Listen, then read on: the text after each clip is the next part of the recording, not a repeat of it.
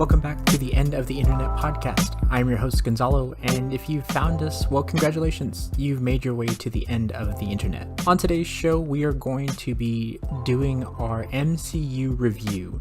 This is a bit of a long podcast, but we decided to cover all of the 10 years and I believe 21 films of the MCU proper. We are really looking forward to Endgame. At the time of recording this, it's Thursday the 25th, and a lot of you have probably seen it or are watching the film as I speak into this blue snowball microphone. But Marcus and I won't see it until tomorrow. We are going to watch it at 9:40 on Friday, and we could not be more excited. We spend a lot of time just discussing the entire franchise. We go character by character. We do a dive on the trilogies and the odd movies out, what we thought of them, our favorite moments, our least favorite moments. And we really hope that you guys enjoy this episode as much as we enjoyed recording it. Please like, subscribe, and leave some comments for us below. Let us know what some of your favorite MCU movies were, or your favorite scenes, or your least favorite. Let the hate flow. We'd love to hear anything from you guys regarding this series of films. It's near and dear to our hearts. We've grown. It has been a long decade, but we've really enjoyed the ride, and we hope you guys have too. One thing I wanted to mention, we talked about Age of Ultron, and there is a scene that I didn't recognize, but something I loved in Age of Ultron. There's a scene where the Vision, Thor, and Iron Man are all shooting energy beams at Ultron, and this scene reminds me of something out of Captain America and the Avengers, that old Data East arcade game. It just reminded me of something epic and comic, and I loved it. To send a little bit more love to that movie, but I don't hold it in high regard. We hope you guys enjoy this episode. Don't want to get too long-winded in this intro. Thanks for coming along. And without further delay, here's our discussion on the Marvel Cinematic Universe and the 10 years of films that we've all enjoyed. We'll talk to you guys soon.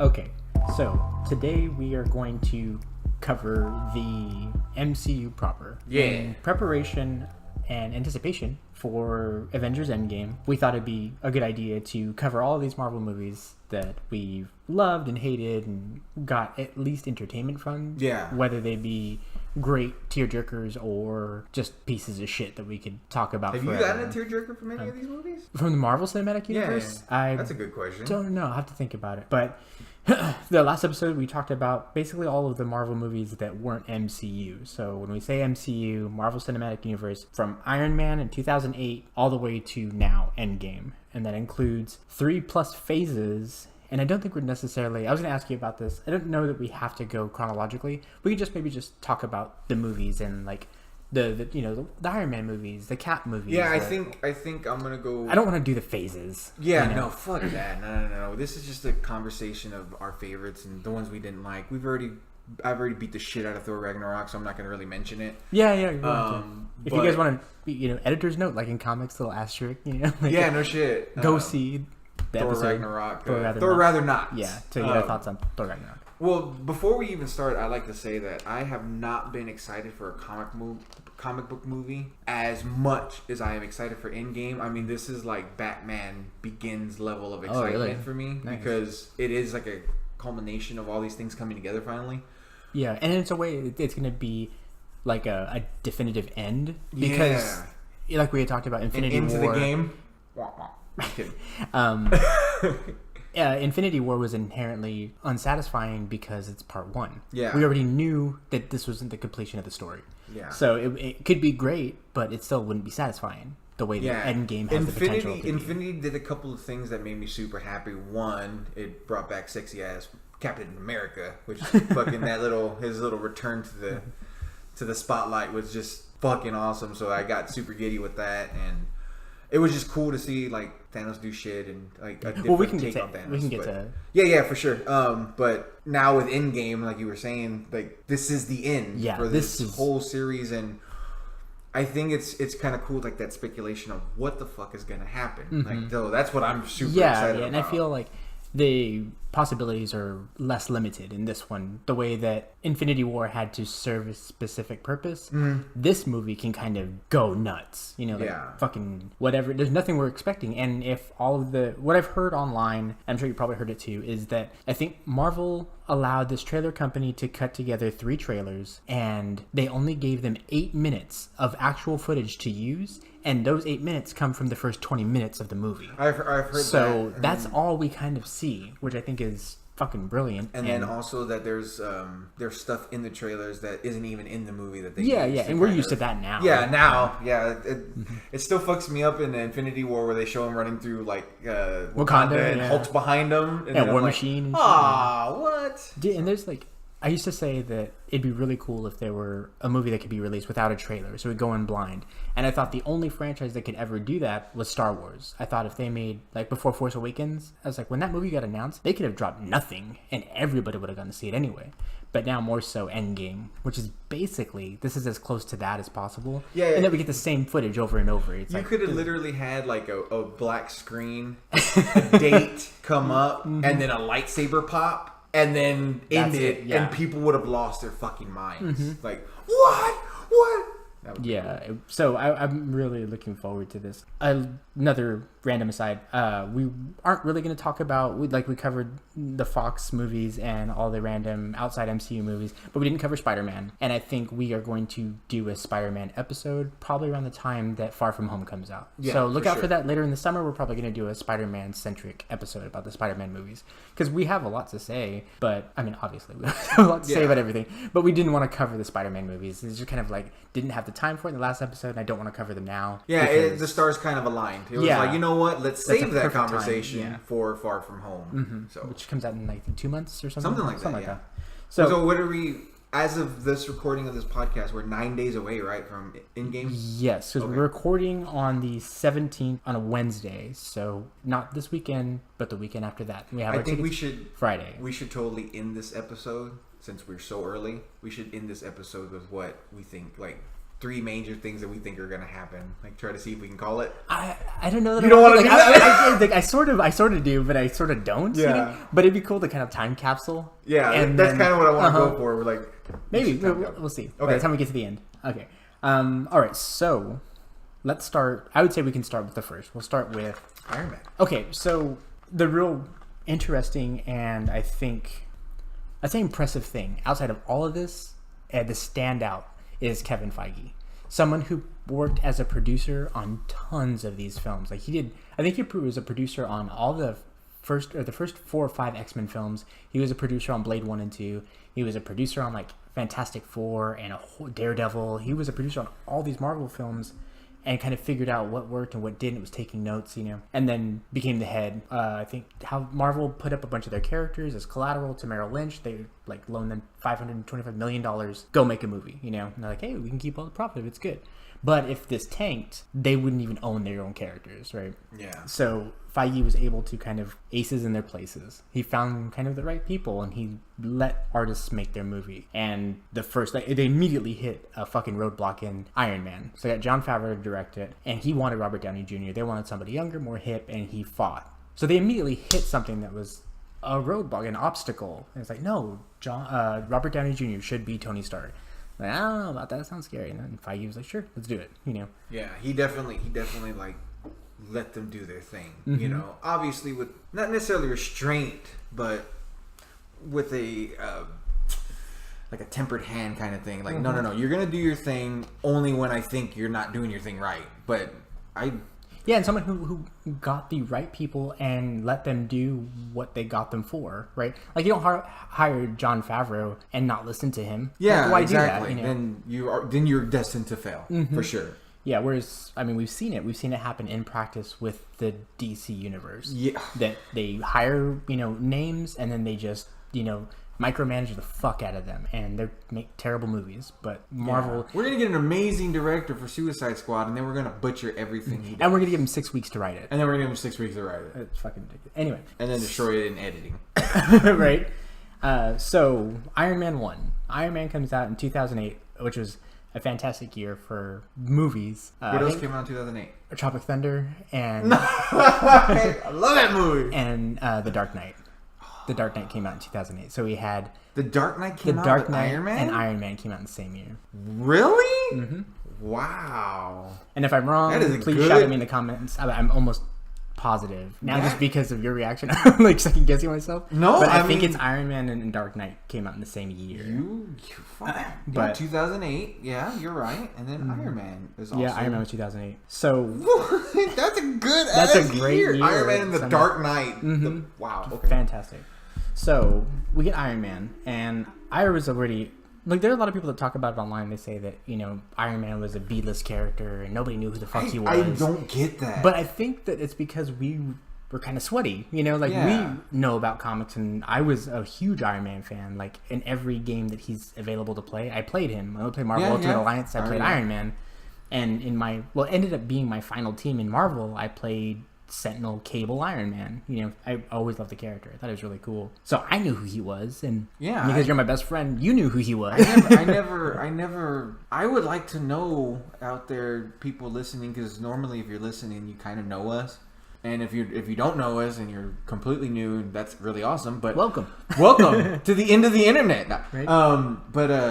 I never got that Iron Man was a B-list character. Like, I just always thought he was like a underrated, like he's iconic as Iron Man, but he's just not. I don't know. That shit always. It's just fucking... not something like before Iron Man came out. I think you could ask people about Captain America, and they might know his origin. But you'd ask them about Batman and Superman, they would know. Spider-Man, they know. Even back then. But nobody really knew Tony Stark and his history and stuff like that. So they brought it to the big screen, and I think they pulled it off with flying colors. I think Iron Man is a really enjoyable movie. Every time I put it on, I have a blast watching it. It's a little dated. He mentions MySpace. Pretty great. That is, no gang signs. And, go ahead, throw it up.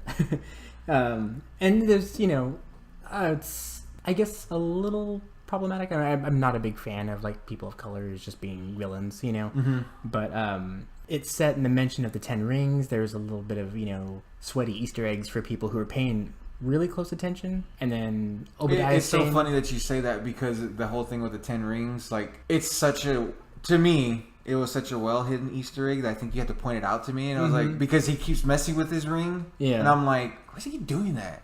It's like, because he's a member of the 10 rings. Where did you get that from? Like, I didn't even realize that. And then, the more and more that, like, I pay attention to his hand and his rings, the more I was like, I'm a fucking idiot. I can't believe I didn't see that. And it never came to me. Yeah, so Terrence Howard he plays Jim Rhodes, he plays Rhodey. He's still, to this day, I miss that. I think really he liked how really he played it. I'm nothing against Don Cheadle, right? Don Cheadle? Don Cheadle. Yeah.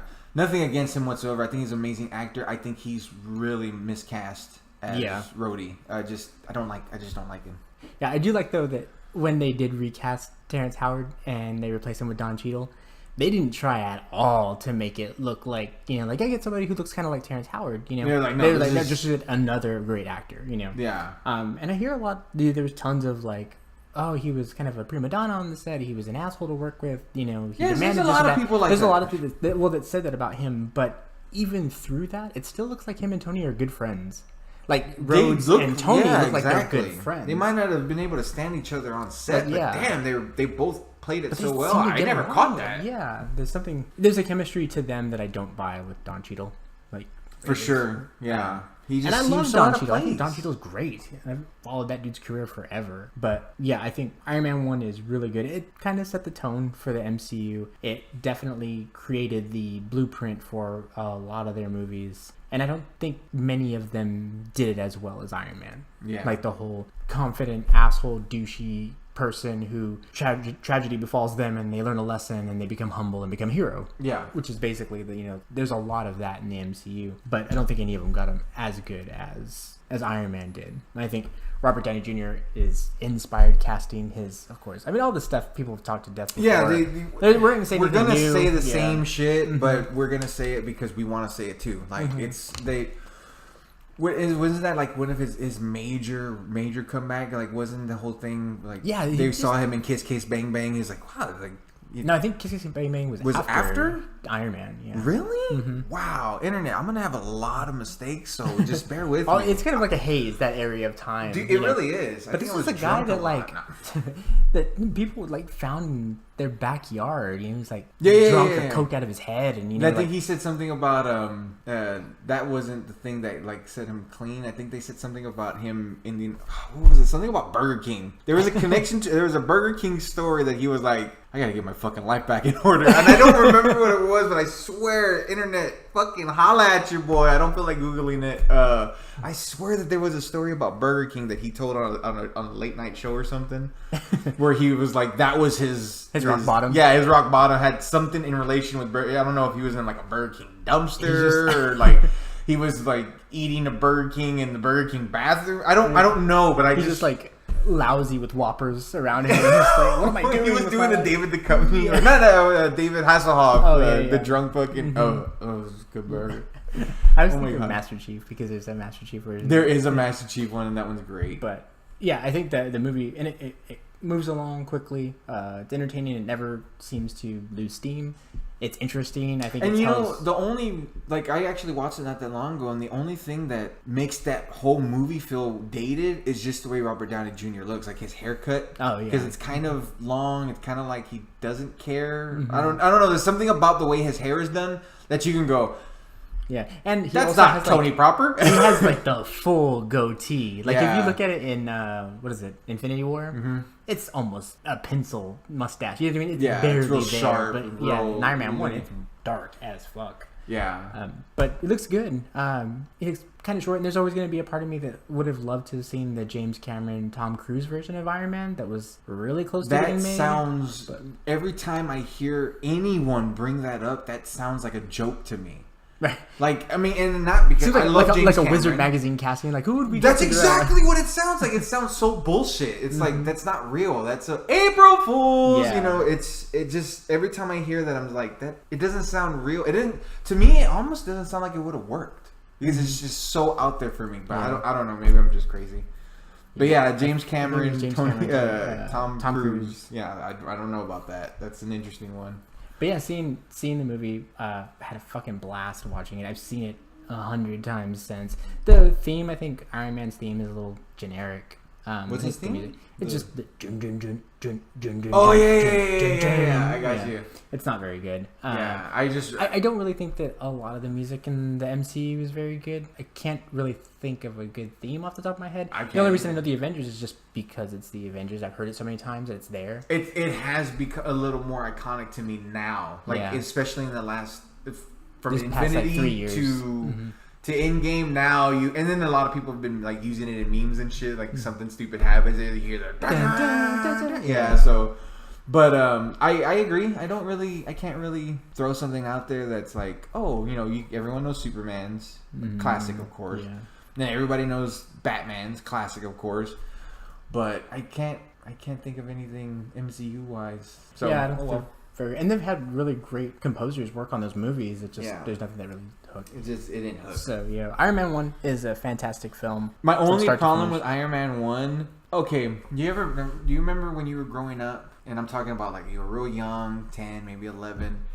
And you like playing with action figures, and you had a cool scenario set up, and then you didn't know how to finish it, so you're kind of like your dialogue is going too long, and internally in your head you're like, I gotta wrap this up. Yeah. I feel like the end of that, where he is, where he just constantly, where Obadiah Stane is just constantly talking to Tony, is like, your best. What does he say? The fucking thing is like, you stop making. What was the weapon thing? Your greatest weapon. Yeah, and you gave it its best weapon ever, or whatever.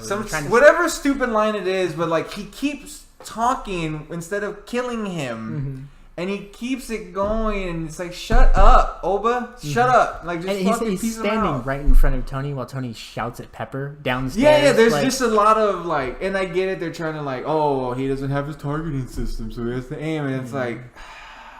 But yeah, why sit out? It's drawn. It's a little drawn out. But other than that movie is fan fucking tastic. I think its best parts is him learning how to use the suit, and he's constantly making it and tweaking it. That's like my favorite part of that entire movie. It's like this engineer that just has to build. Like he's a builder. And I think they really kind of got that in the 3 movies. That character was something that I love about Tony is that tinkering.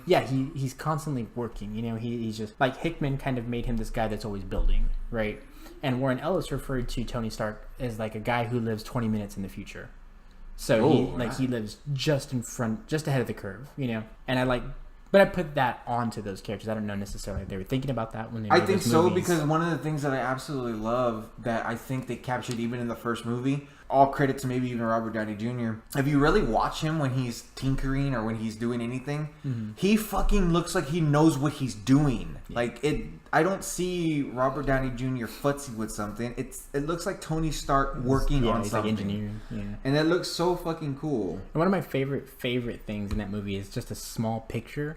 But I don't really like Jeff Bridges as an actor, but I love him as Obadiah Stane. But there's a picture where they're kind of going through the history of Tony Stark and Stark Industries, and then like the passing of a Titan, and then Obadiah takes over, and there's like I think it's Time or Newsweek. There's a magazine, and the cover is like Obadiah, and he has his hands on his hips, and he's looking down at the world. You know? And it's like who's gonna rule the world or run the world.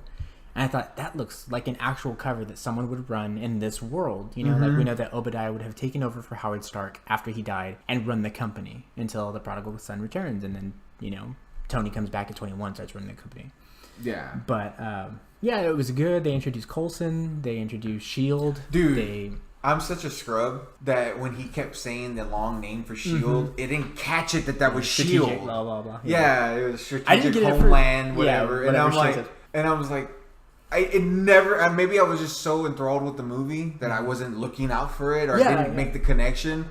But then when he was like, "Oh, we're gonna go by S.H.I.E.L.D." Yeah, just call it S.H.I.E.L.D. I was like, yeah, exactly. I mean, lost it. I felt as dumb figuring that, or not even figuring that out, being told that as dumb as I felt when figuring out that or finding out that fucking what's his name. Liam Neeson was Ra's al Ghul. It was like, oh my god, take my comic book nerd card away. But that's one thing. Like I've memorized a lot of acronyms and oaths and stuff like that from comics. But S.H.I.E.L.D. was one I never even when I was a kid. I remember reading and seeing the symbol and seeing what it stood for. And I'm not gonna memorize that. Yeah, you just pass it up. Yeah, it's S.H.I.E.L.D. I didn't really care. I don't ever want to know what the acronym is. It's S.H.I.E.L.D. And they always seem like G-men. You know, they're kind of whatever. Yeah. But when he said, just call it S.H.I.E.L.D. And then there's a post-credit scene, and it's Samuel L. Jackson as Nick Fury, and he says, "We want to talk to you about our Avengers initiative." Man, I almost shit my pants. Dude, I lost my fucking mind. Like, it was so badass. Like, I kind of giving me chills now. That moment where you realize that something has started, and I loved it. It was so fucking cool. Needless to say, they really beat those stingers with a fucking horse. I almost. Don't want to. Like, I'll wait for the post-credit scene or the mid-credit scene, but not the post-credit scene. The post-credit scene's now like somebody will sit on a beanbag and fart or something. You know, it's like they're terrible. Yeah, it's like, but you stayed. yeah, exactly. That was a good one though. Deadpool's was the fucking best. Deadpool's was great, but it's not an MCU film. But Homecoming with Captain America. Oh yeah, he's like patience. You know, it's like sometimes you wait for nothing at all or whatever. But yeah, so. Then seeing Samuel L. Jackson, who is playing Nick Fury, but this version of Nick Fury was based on the Ultimates universe version of Nick Fury, which was based on Samuel L. Jackson, the actor, when that line got launched. So this, to me, isn't necessarily the Ultimates universe, but it's based on the Ultimate line. Yeah. And that's how I've always saw it. And so there are a lot of things that have happened in these movies where people are like, oh, what the fuck? Like Clint Barton having a family. It's like, in the Ultimates universe, he has two kids and a wife, you know, and he works Black Ops. But there's a lot of parallels and whatever. But this, I think, when I view it, I think of it as its own universe. So there's like 616 and all these other different universes. This is the MCU universe, this parallel reality where this version of these heroes exists. It's a movie universe. Yeah. And ever since people started talking about the movie verse or the movie universe, that has really helped me, even though, again, a lot of DC movies still fucking suck. But the idea that, this is its own universe now has really kind of drawn me. Like, it makes me now want to see Aquaman a little bit, because my big thing is like, that's fucking Lobo. That's not Aquaman. It's Lobo. God. But now I'm like, well, you know what? It's a waste. Dude, He would that's be a perfect Lobo. I think we've said that before in another podcast. We're like, God damn it, that would be perfect Lobo. And if we didn't, we will get into that because he's the perfect Lobo. He's the perfect Lobo. Just any sweaty out there listening to this, think of Lobo and then think of Jason Momoa and put them together and it's fucking Lobo. Yeah, go. That's right. Cry in the corner. Yeah, go cry in the fucking corner because we're never gonna get it. Yeah. But yeah, like I fucking lost my train of thought because I just see sorry. Lobo. Oh no! Yeah, the whole thing. So now that I'm like, okay, well, in this Aquaman universe, he had sex with Lobo and he's Lobo now. So he got bit by a Lobo and he's Lobo. But so yeah, and the whole movieverse thing has really kind of opened me up to the changes, and I love a lot of the things they've done with the MCU. The movieverse or the Marvel characters. Some of them, we all know that I have some problems with the Incredible Hulk, so we won't go there yet, but I still have problems with that. But I don't know if are we ready to bounce out, because I kind of wanted to bring up one of my other favorite stingers that really made me go like, oh my god. Well, yeah, because we can hop around, but I was just going to do the Iron Man movies. Fucking the ending to Hulk. That I think it's a mid-credit, or like it's actually just right at the end where fucking Thunderbolt Ross is getting drunk and Tony comes in. Yeah. That shit made me like. It was cool to see Nick Fury and talk about the Avenger Initiative because you knew something was coming, but it was that scene that made me go, "Oh shit, something really is coming!" Yeah, yeah. It's like they could say it all they want, but this was in practice. Like Tony Stark's in Hulk. Yeah, Tony Stark is in Hulk. So that really started, like, that really pounded into my head. Holy shit. So now then with every movie after that, you kind of started looking for where's the connector, where's the thing. So like seeing like Hawkeye and Thor, it was like yeah, and it's cool because like when I thought about it, I was thinking that it's kind of like comics. It's like Journey into Mystery. 187 is whatever's first. Like what's Hawkeye's first? Hawkeye's first appearance is in Thor #1. Yeah, you know what I mean. So it's kind of like a comics. I never thought of it and it's that like way. What's Black Widow's first appearance? Iron Man 2 is Black Widow's first appearance. You know what I mean? So you could do it that way. Like that's fucking cool. I thought that was really cool. It never even clicked to me. But yeah, it was cool to see. And then in Iron Man 2, I think there is a monitor in the background that's kind of like going over Cap's shield. Mm-hmm. And it's just barely there, and a bunch of Eagle-Eye fans saw it, It's like a fucking exploded diagram of it. Like, yeah, and you can see it in the background. People are like, hey, there's like Cap's shield in the back.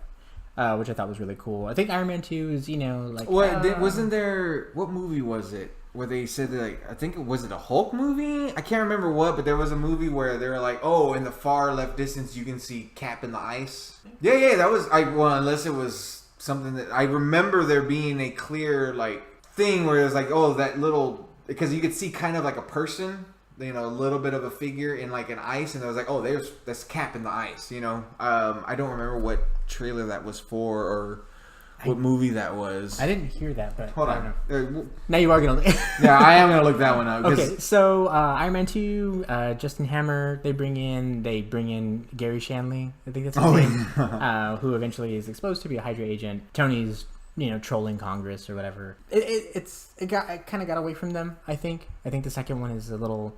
Well, Iron Man. Yeah. Oh yeah, that movie fucking sucks. They're kind of like taking a victory lap. I don't know. There's something about it that doesn't sit right with me. Maybe it's just a little too ambitious or whatever. But I really like John Slattery as Howard Stark. I love that. Oh yeah, so yeah. Cool. That dude was fucking cool. Yeah, that's who he was riding high on Mad Men. He didn't need to do this movie, but he did it. He's like, oh, he's a great Howard Stark. Yeah, I really dug that. And Tony keeps tinkering, and then Iron Man 3 we got from Predator writer Shane Black.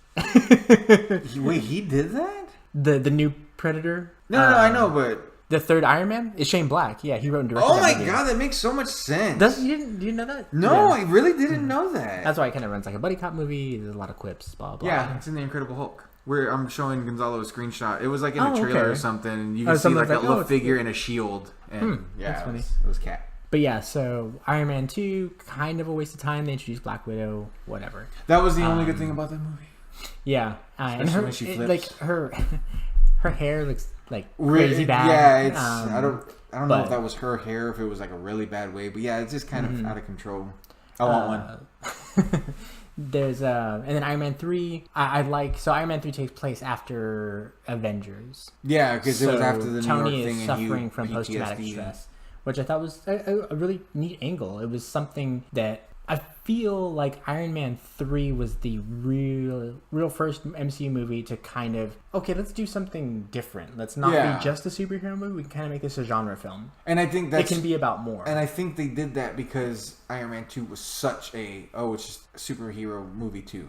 Yeah. And because my biggest problems with Iron Man 2, obviously, I mean, it just wasn't very well put together. I mean, it wasn't necessarily badly directed. Yeah, it's not bad. I watched it again recently, and it's like, it's not as bad as I remember. Yeah, I think it's very formulaic, you know. And then I remember bitching about this in the beginning after, I think it was after the Iron Man, or it was probably even after Hulk, where it was like, especially with Iron Man, it's like, and I remember saying they needed to introduce, you know, the Mandarin, or that'd be cool if they introduced, like, you know, sorcery or magic, because we're just gonna keep fighting bigger Iron Men. Yeah. Like, then that was my biggest problem with it. So in Iron Man 2, it was like, oh, you're not only gonna fight a big Iron Man, you're gonna fight like a bunch of big Iron Men. Yeah, you're gonna fight a bunch of big Iron Men. Cool. And then in Iron Man 3, it was way different. So I was like, I am actually okay with this because I just expected another big Iron Man. You know what I mean? And that was cool.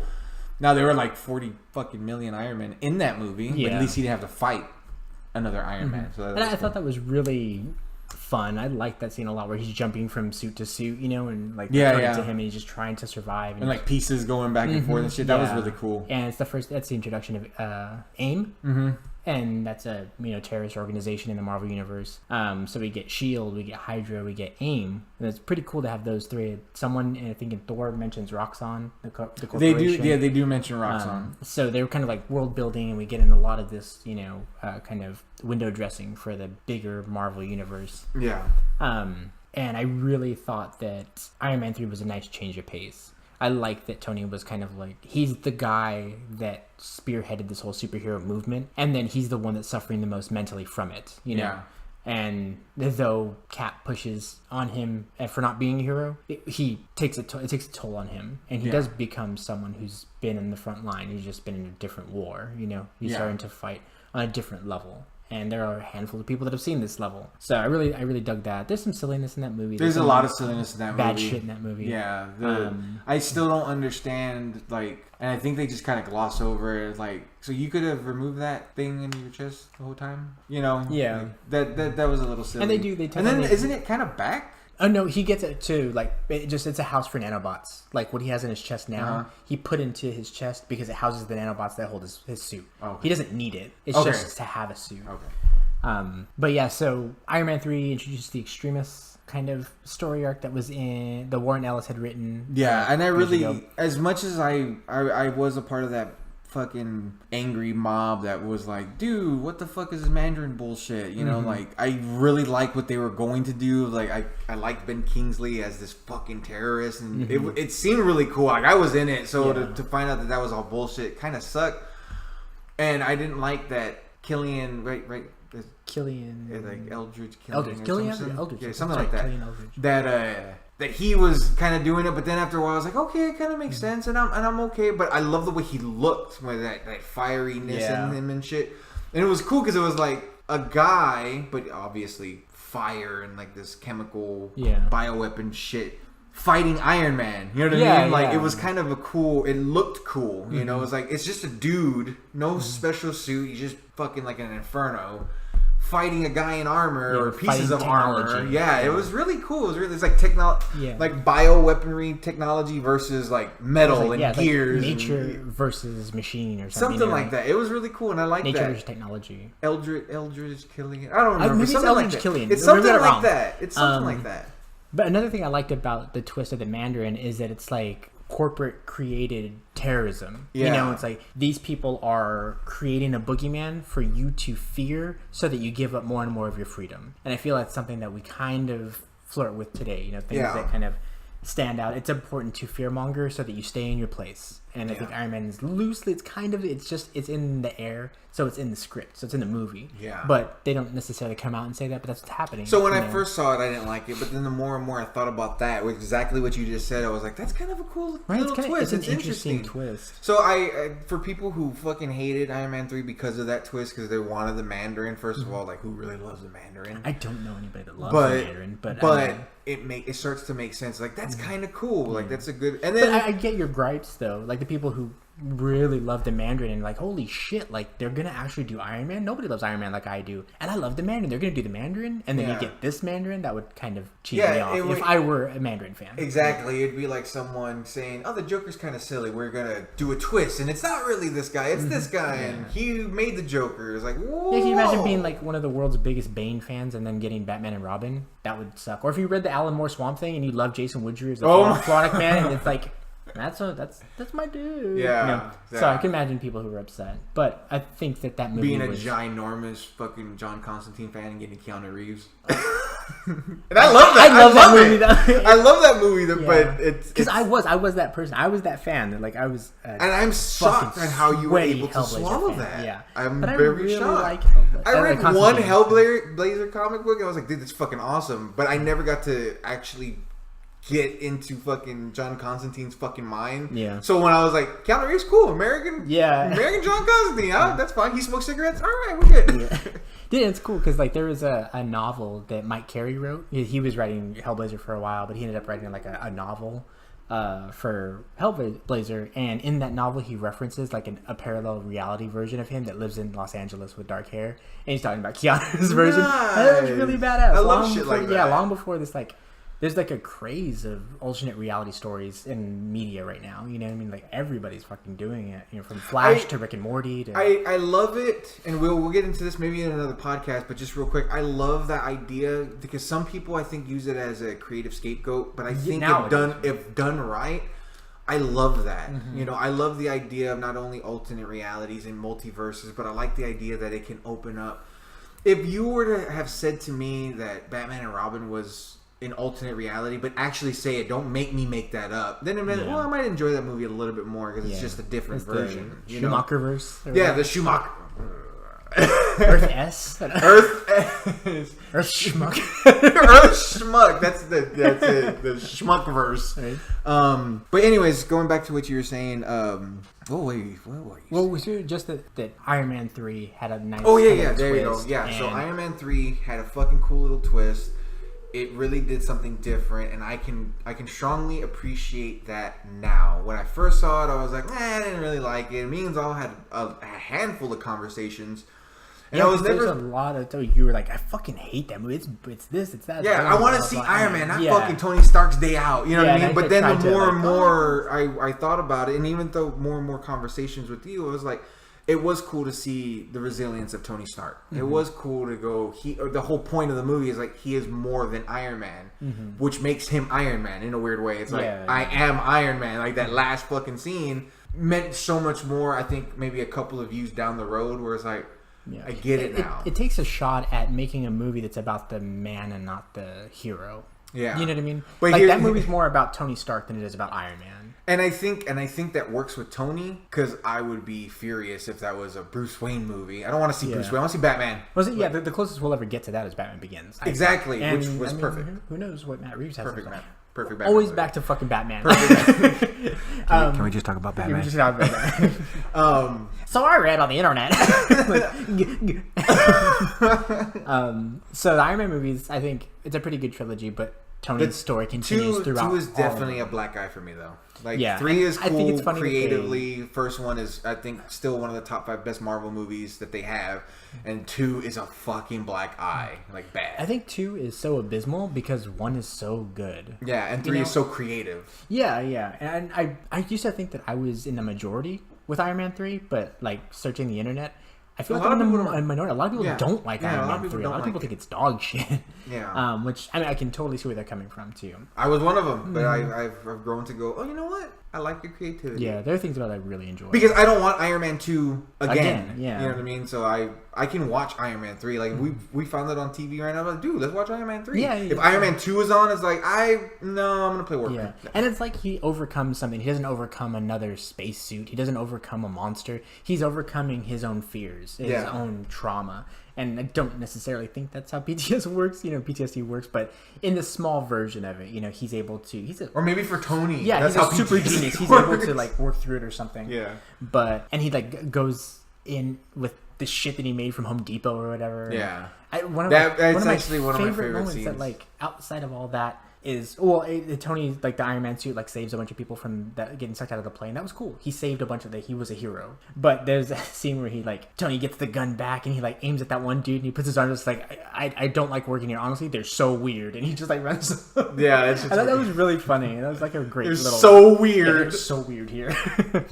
That was cool. So then we get into the Captain America movies, which I think is the best of any of the trilogies within the MCU. I think the run of movies that is First Avenger, Winter Soldier, Civil War, I think those movies are outstanding. I'm not a big fan of First Avenger. I really don't like it's very, the first Cap movie. Kind of cheesy. Yeah, and I think that like they fall back on, it's supposed to be. It's very cheesy on purpose. And the guy that directed The Rocketeer directed the first one. You can tell. Right? Like when someone told me that after I saw it, I was like, oh, that makes sense. I fucking hate The Rocketeer. I didn't know you just said that. I didn't know that. What you just said, I didn't know. And once you said it, I went, right? That makes so much, because that's exactly what it reminds me of. It reminds me of what oh my god, I did not know that. Oh, really? So, holy shit, it makes so much sense. I like the first Avenger. I remember like at the time that all this was coming out, we knew that there was going to be Iron Man, Thor, Hulk, and Cap at the very least. And then culminating the Avengers. That's what we had heard. Mm-hmm. And Cap 1 was the one I was going to be the hardest on because I was the biggest Cap fan. Mm-hmm. And Cap was riding high on a fantastic run by Ed Brubaker, Steve Epting, and a bunch of other great artists, which introduced the Winter Soldier, brought him at a time. 21st Century Blitz was one of my favorite arcs that Brubaker then did. Remember when you told me about the Winter Soldier, before I ever got to read that, you told me about the Winter Soldier, and I was like, his name is the Winter Soldier? And you're like, yeah, isn't that badass? I was like, that sounds fucking stupid. I'll never forget going, his name? Winter Soldier? That's how I call you? Your name is, hey, Winter Soldier. And now, I'm like, it's the best fucking name in the world. The Winter Soldier. He's the Winter Soldier. I was a big Cap fan, and we just mentioned I was reading Secret Warriors. So when Cap finds the Howling Commandos and they're going to like get the POWs and stuff, there is an African American soldier with them, and I was like, in my head canon, that was Nick Fury. Yeah, he was there with him because Nick Fury has it's called like the Infinity Formula within him, so it makes him age really slowly. Mm-hmm. But he was there in World War II, and I kind of thought in my head, I was like, that's Fury, you know. Awesome. And Dum Dum Dugan was there, and like they don't really say their names, but it's fucking Dum Dum, you know. Like he has the bowler hat, the fucking big red mustache. Fucking mustache. Yeah, and I love. Doesn't his thing have it on there? Probably. I want to say says his Dugan like a Dum tag Dum on it. I think but they never like point it out. They never say like, "Hey, Dum Dum."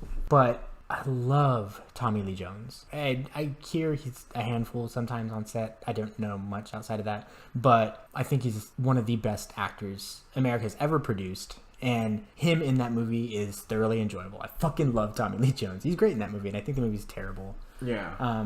It really off-putting to see Steve Rogers with his like shaky head on the fake little body. Yeah. It's kind of rough to watch, but it's a nice setup. It's a nice foundation for what they were gonna do. Now that you said that the fucking guy who did The Rocketeer did it, like I'm just so like it makes so much sense. Everything that they did. The one thing that I absolutely loved watching that movie is when Cap and Red Skull cross paths for the first time, and they trade blows, and fucking what's his name, the little fucking wormy scientist has to separate them. That scene where the bridge is pulling, Zoloff or Zola. I think Zoloff. I just think of like the jingle, the commercial. I know. And the bridge is separating, and like they kind of like pan back, and there's fire in the background, and Cap's on one side of it. That was fucking cool for me. It was so cliche, so cheesy. Goddamn, I love that. A couple of moments that I really like. So, okay, one of the biggest things that really sunk that ship for me is when, you know, the Red Skull's talking to his crew of fucking Hydra soldiers. That weird salute. They all stick their arms, and they're like, Hydra. Like, it looked like fucking Masters of the Universe shit, you know? It was like that level. Those suits, they were very bad, like... And they had like ray guns and stuff like that. There was like no dirt to that movie. I didn't like it. But the one thing that movie does that really, really got to me is the like end credit scene. I think that end credit scene was fantastic. Oh, where he figures it out? No, well, he crashes the plane and he saves the world, and him and Peggy are going to go out on a date, and she's on the line. She knows he's going to die, and he knows he's going to die, and they set a date to go out dancing, and it's so sad and heartbreaking. He's cut off. She loses it, right? Yeah. movie's over. Cut to the end credits. Cap wakes up and he hears a ball game going on. He freaks out, breaks through the walls, and he gets downtown and talks to fucking Nick Fury. And he's like, I was at that game when the Brooklyn Dodgers played whatever. He was like, you can't do this to me. He's all freaking out. And then, Nick explains it, whatever he explains. But Cap looks all like hurt and sad. And he's like, what's wrong? And Cap turns and he's like, I had a date. And God, every time I hear it, it gets me so much. It's such a touching moment. Yeah. So that movie ended on a high for me. I was like, oh, Cap. Yeah, that almost makes up for the cheese of that movie. Yeah, that one little scene and his delivery of that line and that perfect line almost makes up for that entire movie. Yeah. Then we get into... I can't believe that the Rocketeer director makes so much sense. Holy shit. It's like Sky Captain of the World tomorrow. Right? Like, ugh. Yeah, okay. It's something Johnson. I can't remember. Anyway, so then we get to what I think is probably top 2 best movies Absolutely. of the MCU. Hands down. Top 5 favorite superhero movies, The Winter Soldier. Hands down. I think that... Best name ever. I think that The Winter Soldier is a borderline masterpiece. I wouldn't go so far as to say it is because it relies on a lot of what's coming before and what's going to be after. Yeah. And it deals with a lot of stuff that you kind of have to have been following for a little bit. You don't have to pay as much attention now, but it helps. It really helped. But they took that movie. This is when the Russo brothers made their entrance into the Marvel Cinematic Universe, and they directed for the first time. They directed The Winter Soldier. And Talk about a fucking soup to nuts, that fucking movie is so good. It starts with Falcon going for his morning jog. God, it's so good. Yeah, and then Cap running by him on your left. On your left. Don't say it. Nothing. On your left. The second time, right. Got it. On my left. The third time, he's like, don't say it. Don't just say it. God, that was so good. What an introduction. And he's running around like downtown DC. Yeah. Like he's already patrolling the nation's heart. Yeah. Which I thought was really cool. And then this is a Cap that isn't like, I'm just a caveman. I don't understand your He wants to learn. Yeah, he's been training since they brought him back from, the fucking Arctic or whatever. He has learned modern fighting and he studied it as well as he can. He's become proficient in tactical espionage.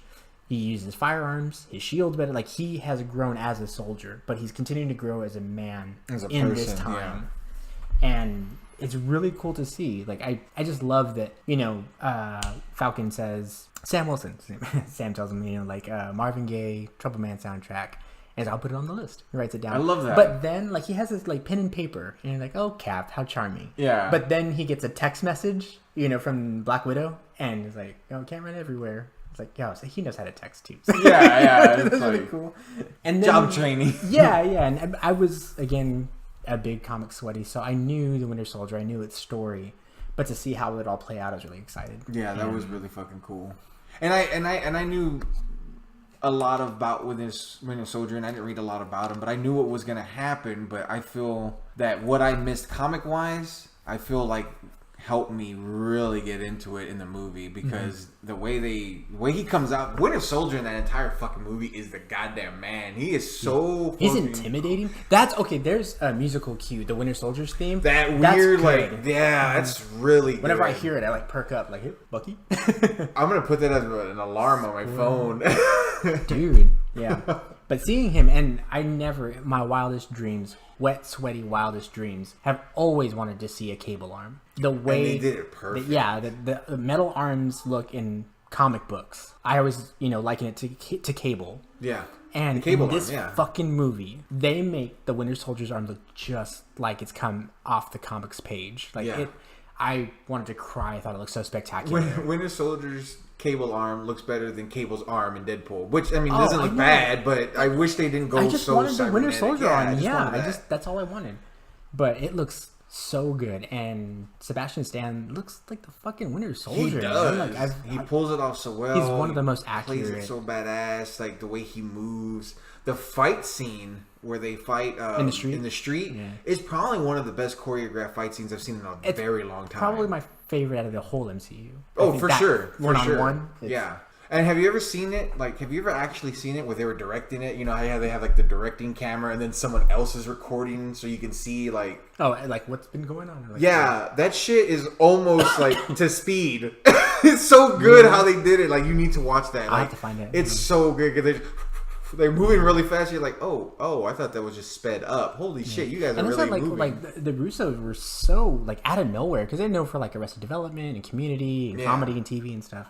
And so there's that, and just this is kind of jumping ahead, but I listened to the commentary, and when Cap is leaving SHIELD headquarters, he's leaving the Triskelion because he's been outed of like, get Cap, and he's trying to get away from SHIELD. And he's on the motorcycle, he is met by that Quinjet, and he like flies in front of him. Quinjet! They're like, okay, so the scene before Cap in the elevator is Cap versus an army, but we wanted this scene against the Quinjet, this is Cap versus a dragon. And I thought that was really cool. Like, in theory, that's how the Russos saw it. Like, this is Cap versus a dragon.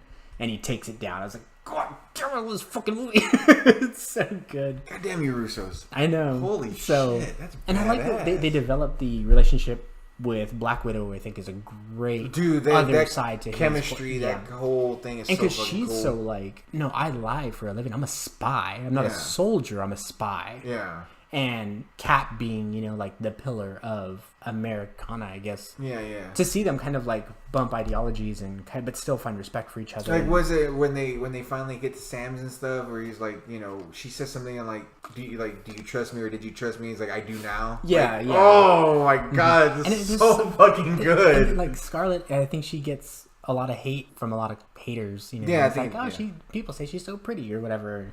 Or like she can't act or whatever. She can do both. She has the Scarlet smirk like that she does in every movie. That's her like trademark. That's her. I'll be back. She does a little half smile. It's like it's the best. Yeah. But it's the best thing ever. I like that she's real cocky at the beginning, and like she's not gonna let anybody see her vulnerable because that got her hurt in her life. But she lets her guard down around Cap because she knows she can kind of trust him. But there's a scene where they're driving to some Hydra hangar, whatever, and it's the old training camp. Yeah, but there's a Hydra facility. Yeah, and there's a Hydra facility. They didn't know it was Hydra yet. Okay. Oh, that's right. They were just tracking. Yeah. Because Zoloff is in the computer. Yeah, the fucking 400. Yeah. Whatever. That's such a great scene too. It's so badass. I don't love that movie. Like people have been like, yeah, this is really it's fucking wonderful. Yeah. So he breaks the screen. He's like, "Are you finished? Yeah. Or may I continue or some shit?" So Cap says something about trust, right? And the way Black Widow says, "Well, I think you're in the wrong field," Captain, or something like that. Rogers. She calls him Rogers. I love that. She's like, that's not the world we can live in anymore. We cannot live in this world. You cannot. We need you to at least acknowledge that there are shades of gray. And there's a lot of great like Cap moments where he's like, this isn't what does he say? Or this isn't something, this is fear. This isn't freedom, this is fear. God, I love that line. Great. This isn't freedom. Chris Evans, I love you. Chris Evans, though. Holy shit. You are Captain America. You will forever be Captain America. God damn it. Like, and the way he says it and the way he delivers the line, the way he's looking, the way he points, like, oh my god. So and I like that, like, it's hard to act already, right? It's hard to convey, I guess, something real emotionally, but to do that also, to put something on top of that. So there's a scene where Alexander Pierce asks Cap what was the last thing that Nick Fury said to him or whatever, and he lies to him. You can tell that Cap is lying because he's a bad liar. Yeah, but it's great acting. You know what I mean? Like, he has to act like a bad liar. Yeah, but it's like deliver the honesty of Cap as a human. All that shit. Yeah. I'd say the only thing that was kind of, I don't know, maybe a swing and a miss, or like I don't know baseball metaphors outside of that. No, miss. That was good. That was like a 2-base hit, something like. Oh my god! Like, you know what I mean? No. Like it's not a triple, it's a double. Oh, double! There we go. Yeah, got him. Got him, coach. Right? Is Sharon Carter? I think their chemistry is not there. Yeah. And she a little forced. Yeah, it's kind of cool that like she's Agent 13 and for the sweaties and stuff. But you never get the sense that they're kind of attracted to each other. Like, they have to say the lines, but they don't seem to be into each other. The way that like Peggy Carter and Cap like just eye each other, like they're into each other. Yeah. But other than that, I like when Sharon has her gun to Crossbones, when they finally out everybody. That's such an intense. She's good. That is fucking Frank Grillo, man, the low key MVP. He's so good at that movie. Frank, I wish you did more movies that were spectacular because you as Crossbones, fucking great. You and what was Purge? What was the second Purge? Anarchy, I think. Yeah, fucking-tastic. Great. Like you're good, man. You're good. Mm-hmm. Yeah, I really like Frank Grillo. And it was cool that like there's a lot of moments in that movie where Frank is looking at Cap kind of like, my dude. You know, he like respects him and he follows him as a soldier and as his like leader, and like he's earned his. Everybody else kind of looks like, it's Cap, you know, but Romulo looks like, no, that's my right hand man, you know, and they look out for each other. Their camaraderie and stuff is really cool. So like next time you guys are out there watching that movie, watch the scene where at the beginning when Cap is going into that ship. Like look at Grillo's face. He's just like admiring, like, that's my guy. Like, I'm gonna follow this dude into hell if I have to, you know. And for a time, he probably would have. Yeah, before they had before he finds out that they're Hydra, and before he can tell him, like, they probably thought we can get him on our side, but that's just not how I think he knew. I think he just enjoyed the ride. Yeah, I think he just enjoyed the ride until he was like, I always wanted to fight you. You know, right, I wonder if he's really that good. Yeah, I think he just enjoyed it. I think he knew that was coming at some point. What was it? Stupid Star Wars fucking. What was it? Stupid. The thing where they killed all the Jedi's. Order 66. Order 66. That's what he was waiting for. Yeah, he's just until then. We're gonna enjoy this. But yeah, that movie's really good. The beginning when they infiltrate that ship, Batroc the Leaper, that fucking GSP, George St. Pierre. That fight was cool too. Yeah, it was a cool little, like, they didn't have to do that. You know, in the way that a lot of comic movies decide not to do something sweaty for the fans, I think Winter Soldier did it. You know, they're like, why not? If he's gonna fight somebody at the end of this, you know, level, have it be an old Cap villain. Yeah, you know? Why not? And then cast GSP. Why not? Why not? That's so cool. Mm-hmm. So I really enjoy, from start to finish, I think that movie is really good. The only, I would say, besides the Agent 13, though I think she really picks up at the end, is Black Widow's hair, I guess. I don't know.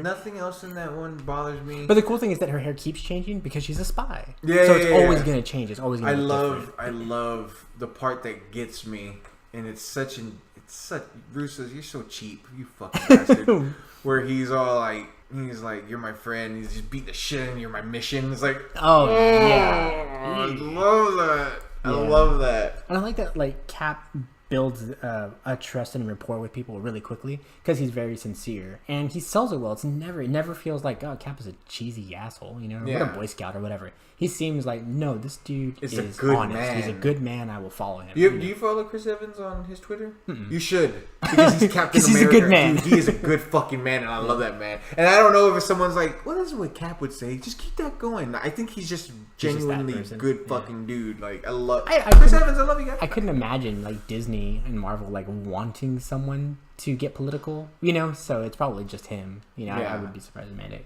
He's goddamn good. Yeah, he's great. And I like all the different suits. They get better and better with each movie. His Cap suit looks better. I love how someone probably said, hey, Cap looks fucking stupid after the Avenger movie. And they're like, well, why don't we just do that World War II look and kind of tweak it a little bit, and then just kind of make that suit more modern and stop trying to recreate his comic book look. Mm-hmm. So as long as you got the colors down, there's a star on his chest, and so we're okay. Okay, so I've seen a handful of things for Endgame, right? Have you seen Cap? Which one? For Endgame? Yeah. Not in the white, but in his new Cap suit. It has the fucking scales on it, but it's just bits of armor just on his chest piece. But you can see like the actual. Is it real dark? It's dark, yeah. It's dark blue, but I might have seen it. It's just grooved, but it looks like his. You know what I mean? So he's finally gonna have kind of like the pelted armor. Because he's gonna die, right? I know he's gonna die. He's gonna die. Anybody who thinks he's not gonna die, he's gonna die. Anyway, Spoiler I don't alert. want him to die, but anyway. So Cap 2, Winter Soldier, great fucking movie. It's so good I can't remember the end credit scene. Oh my god. Do you remember? I don't remember. I just remember the end. Oh, doesn't no. Oh, it's Bucky and he goes to the museum. The museum. And he's like, he wants to start figuring out who he is and shit. No, but the end of it is the best because he was like Avengers, and then it cuts, and you don't get to hear him say that's Age of Ultron. Oh, that's Age of Ultron. That's Age of Ultron. Then what is his ending then? Oh, because he gets beat to a pulp, and then the Winter Soldier saves him. Yeah. And then he wakes up in the hospital, and Sam's there with him, and he's like, on your left. And he looks over at him, Trouble Man's playing. Right. And then Nick Fury, like, burns all of his shit, and he goes into hiding, goes underground. So Cap meets up at Nick Fury's, because Nick Fury fakes his death to expose Hydra. So Cap is they're at his graveyard. I remember now. Yeah, and Fury takes Shit off. is starting to blur together. Holy fuck. And so Sam is like, you don't have to chase him. He's like, you don't have to come with me. He's like, yeah, I know, when we get started. So he's like, he's going to go look for Jimmy. When do we get started? Yeah, he's going to go look for Okay, that's that one. Okay. Mm-hmm. Wow. So that was really good. Yeah, that is good. Yeah, and I like the big twist that S.H.I.E.L.D. was Hydra the whole time. They'd been infiltrated by Hydra. Yeah, that fucked me up. Yeah. I was like, and again, we talked about the last one, that was a Jonathan Hickman storyline from Secret Warriors. Again, I don't know if it happened before, or nobody mentions it, or who knows what. Like, it just kind of got swept under the rug. Yeah, but I had seen that coming because I'd read it, and then I was sitting there in the theater when the fucking movie came out, watching it, and thinking, oh my god, they're doing fucking Secret Warriors. I can't believe I'm sitting here watching this movie. Which is so awesome, because that makes you love it even more, and I didn't even know that. Mm-hmm. So it's like... Yeah, and they made this, like... A lot of people have said it before. It's a political thriller with Captain America. Yeah. I feel like it was you could have just made that a spy movie. Mm-hmm. Like a Jason Bourne-esque type movie. This badass you take Cap out, put James Bond in. You can throw almost anybody. It's just kind of like... Because it's so funny, because even that end with the gunships is kind of a James Bond ending. Yeah. It's almost like mustache-twirling villain. Yeah, for sure. It's like, okay... You have fucking gunships in the air that's gonna piece out all of, like, the threats to the country. Like, it's such a fucking Bond thing, because in Bond they had a golden eye that shot a laser into the fucking sky and could destroy shit. It's like, okay. And so they introduce Hydra has infiltrated S.H.I.E.L.D. The Winter Soldier is responsible, and this is another thing from Civil War, where people were freaking out that, like, oh my god, the Winter Soldier killed the Starks. Howard and Barbara? I don't know. Martha Stark. Ugh, that doesn't sound right. That can't be right. But a lot of people... Where does it say the name? Oh, Jesus. But there's a lot of people that were super surprised by that. And I go, guys, don't you remember in Winter Soldier when Zola's going over the history of how S.H.I.E.L.D. got infiltrated by Hydra? They make mention of how, like, then people would need to be eliminated. And they show the Winter Soldier, and then they show Howard Stark, and they show his eyes get crossed out with the markers. Like, that means the Winter Soldier took out Howard Stark. That's how I read that. Well, so I was never surprised. And it's so funny, because I remember that. So when in Civil War, where he goes, where he says, did you know? Mm-hmm. And Cap says yes. I was like, wait, when did you? And they clicked to me. It's like, oh, shit, yeah, you fucking knew. A long time ago. Yeah, Zoloft told you. So Winter Soldier, I think, is a fantastic movie. It's probably my second or third favorite. Second favorite Marvel movie. Maybe my first favorite. I don't know. We'll see. But love it. Then Captain America: Civil War came out, which was basically Avengers 2.5. Since we're not really going in order, a lot of these movies cross over. Like Avengers has happened by the time Civil War comes out. Age of Ultron has happened since Civil War came out. Thor 2, we're up to 2 Thors, 3 Iron Mans. It was alright. There's only like 2 really cool scenes in that entire movie. In what, Avengers? Me. In Avengers. I didn't like Loki. I don't care about Loki. I was watching some stupid video essay, and they're like, Joss Whedon, look at what he did. It's spectacular. Avengers and blah, blah, blah. There's a lot of people who think Avengers is high art perfect. Yeah, I'm like, what are you fucking smoking? It's okay. Like, it definitely feels like Joss Whedon. It's like, the way that Thor talks in that movie, like, his lines are fucking dumb. Yeah. And also, like, some other videos, like, you'll never forget this shot when the camera goes around all the Avengers and downtown. And, it's like it's every one of them. They're all getting ready. Yeah, it's like a fucking high schooler could have thought to do that. Like, how can you shoot all the Avengers together? I don't know. Rotate them around. Yeah. Like, when I saw it, I was like, I remember seeing that trailer and thinking, how pedestrian. Like, I thought, okay, whatever. And it's not only rotate that shot, but then it's like it's such a very. It's like everybody. Kind of fiddle with do the your thing. thing. Do your thing is like hammer spin, gun cock, click, pull an arrow. Pull an arrow, Hulk it up. Tony float in. Tony float in. Avengers. So I want. Yeah.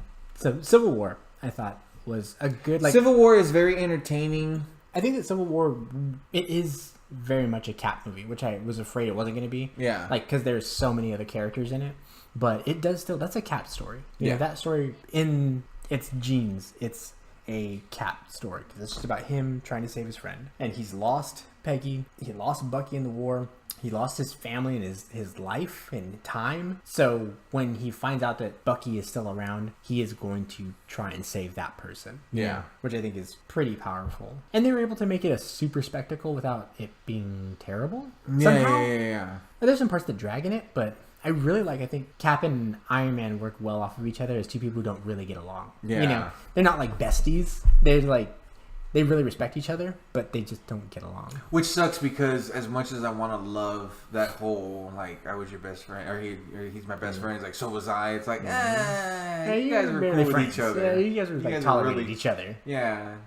There's a mutual respect in a way, but y'all aren't really friends. Yeah, and I always felt like a lot of what Tony does, especially in Civil War, is reactionary, right? It's definitely from a place of he feels guilty, so he's trying to make amends. Yeah. Whereas Cap is trying to do so without the guilt. He doesn't need a personal reason. He doesn't feel guilty. He feels like it's the right thing to do. Yeah, Whereas Tony is like, oh, I fucked up. I better make amends. Yeah, reactionary versus strategic thinking, like in a way. Yeah, which but I always like you think that like the only time that Tony uses his heart is when it's hurt, and I think the only time Cap uses his brain is when he's trying to win. Yeah, I guess if that makes sense. You know? No, that makes sense.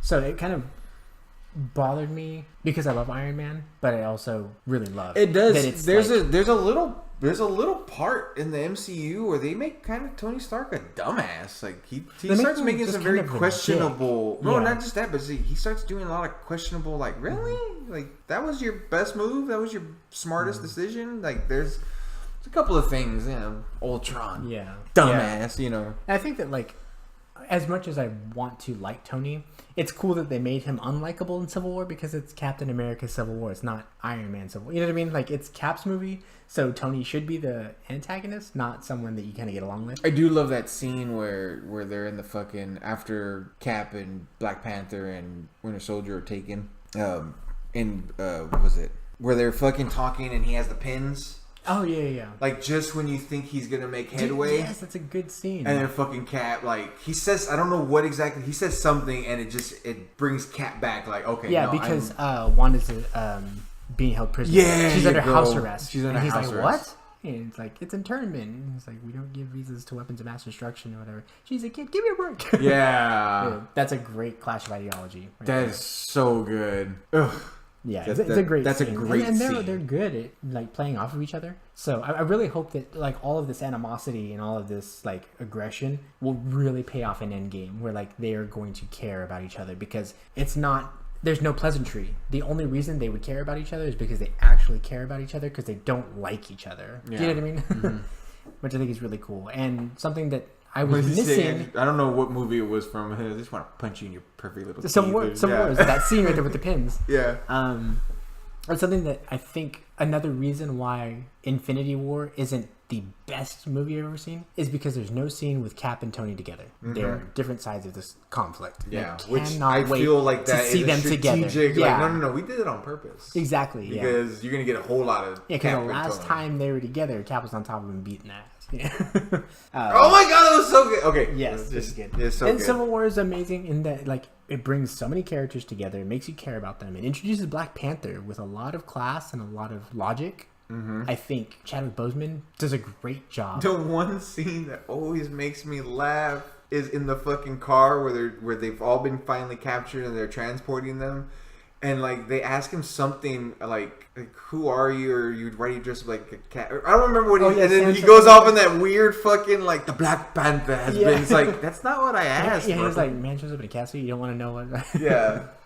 But, like, at the end, he was like, let me ask you as warrior and as king, how long do you think you keep your friends safe from me? That was cool. And Cap's just like, fuck. You know? That's a really cool scene. There's really cool moments in that. Of course, they introduced Spider-Man. I think... God, that was so cool. Yeah, I think Antman is used the best in... He really is. Throughout the MCU, his moment to shine is in Civil War. Yeah. Like, he's great. Yeah, dude, when he's... Like, he gets out of the van when Clint, Hawkeye brings him down. He's like, what time zone is this? And he's like, he shakes Cap's hand, and then he looks over and sees Scarlet Witch, and he's like, I know you too. You're great. Paul Rudd is the best.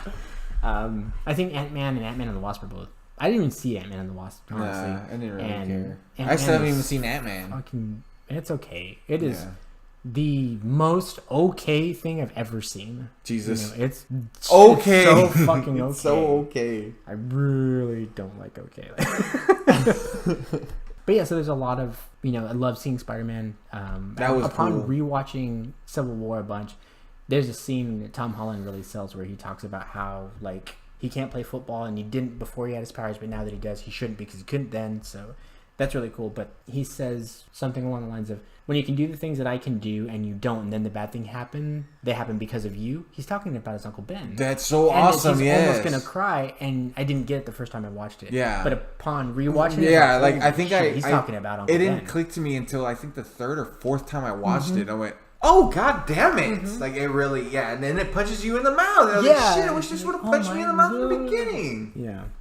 So, Civil War's great. I really, really enjoy that movie. It's a good little end to the Cap trilogy. Yeah. And I think it's the best out of all of them. Thor movies, I really don't like the first Thor. I think it's super boring. I think it's paint by numbers. All the outfits look like Captain Power. Cheesy, plasticky, weird. Yeah, I think Chris Hemsworth is okay.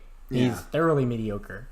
I don't find him to be super funny. Only thing good about the entire movie is Anthony Hopkins, but it's very rarely that he's not a good thing in a movie. So. Yeah. And what's his name? Tom Hiddleston is Loki. He plays a pretty good Loki. Yeah, he's alright. I like him throughout the MCU. He's good. I don't think he gets like the praise that he gets. I don't think he deserves that much. But yeah, he for sure is very. He has some great moments. But yeah, he's good. Great God of Mission. He has a great smile. Like, perfect for Loki. Thor: The Dark Thor is not something that I was super excited. That movie sucked. Patty Jenkins was supposed to direct it, and then she left because I didn't think she liked the direction it was going. Yeah, and then some Game of Thrones director. I can't remember who ended up directing it, but it was not good. Yeah, it's another one of those thoroughly mediocre movies. It's super boring. I think they had a lot of potential wasted on that one.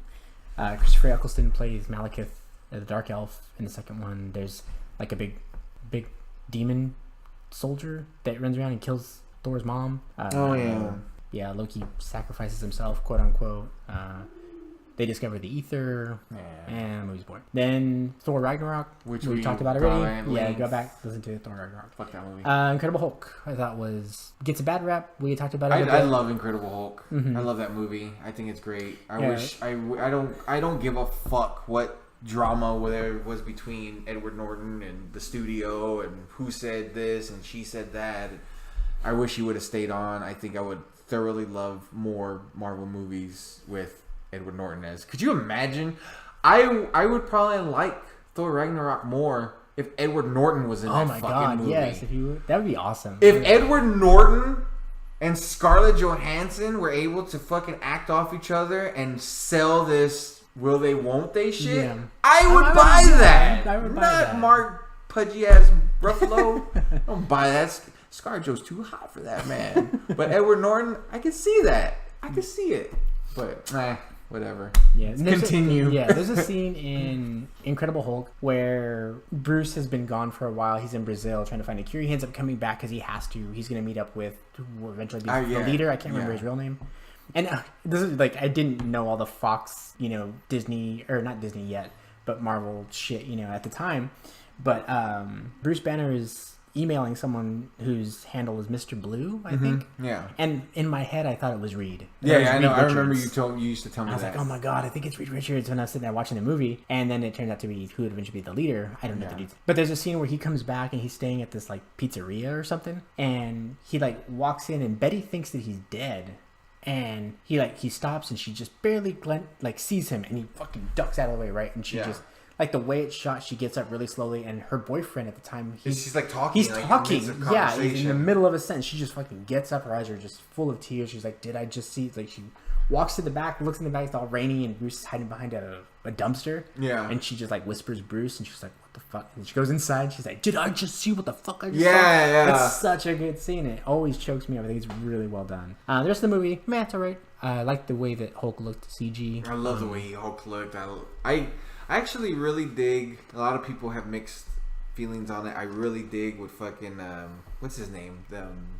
It's gonna bother me. The fucking guy who plays Abomination. What's his name? Oh, Tim Roth. Thank you. I like Tim Roth's performance in that fucking movie. I think he did really cool, and I liked the way the Abomination looked, and I love that fight at the end. That fight was so fucking great, and of course my personal thank you, whoever put that in there, the fucking Hulk smash moment. Oh yeah. Oh my god, I love that so fun. Cool. And then he does a fucking gamma clap. He does. That's pretty badass. Fucking yeah, and he does a gamma wave too. He does a gamma wave. He does a gamma wave. He does a gamma clap, and then he gives me my Hulk smash. Thank you. Right. Thank you.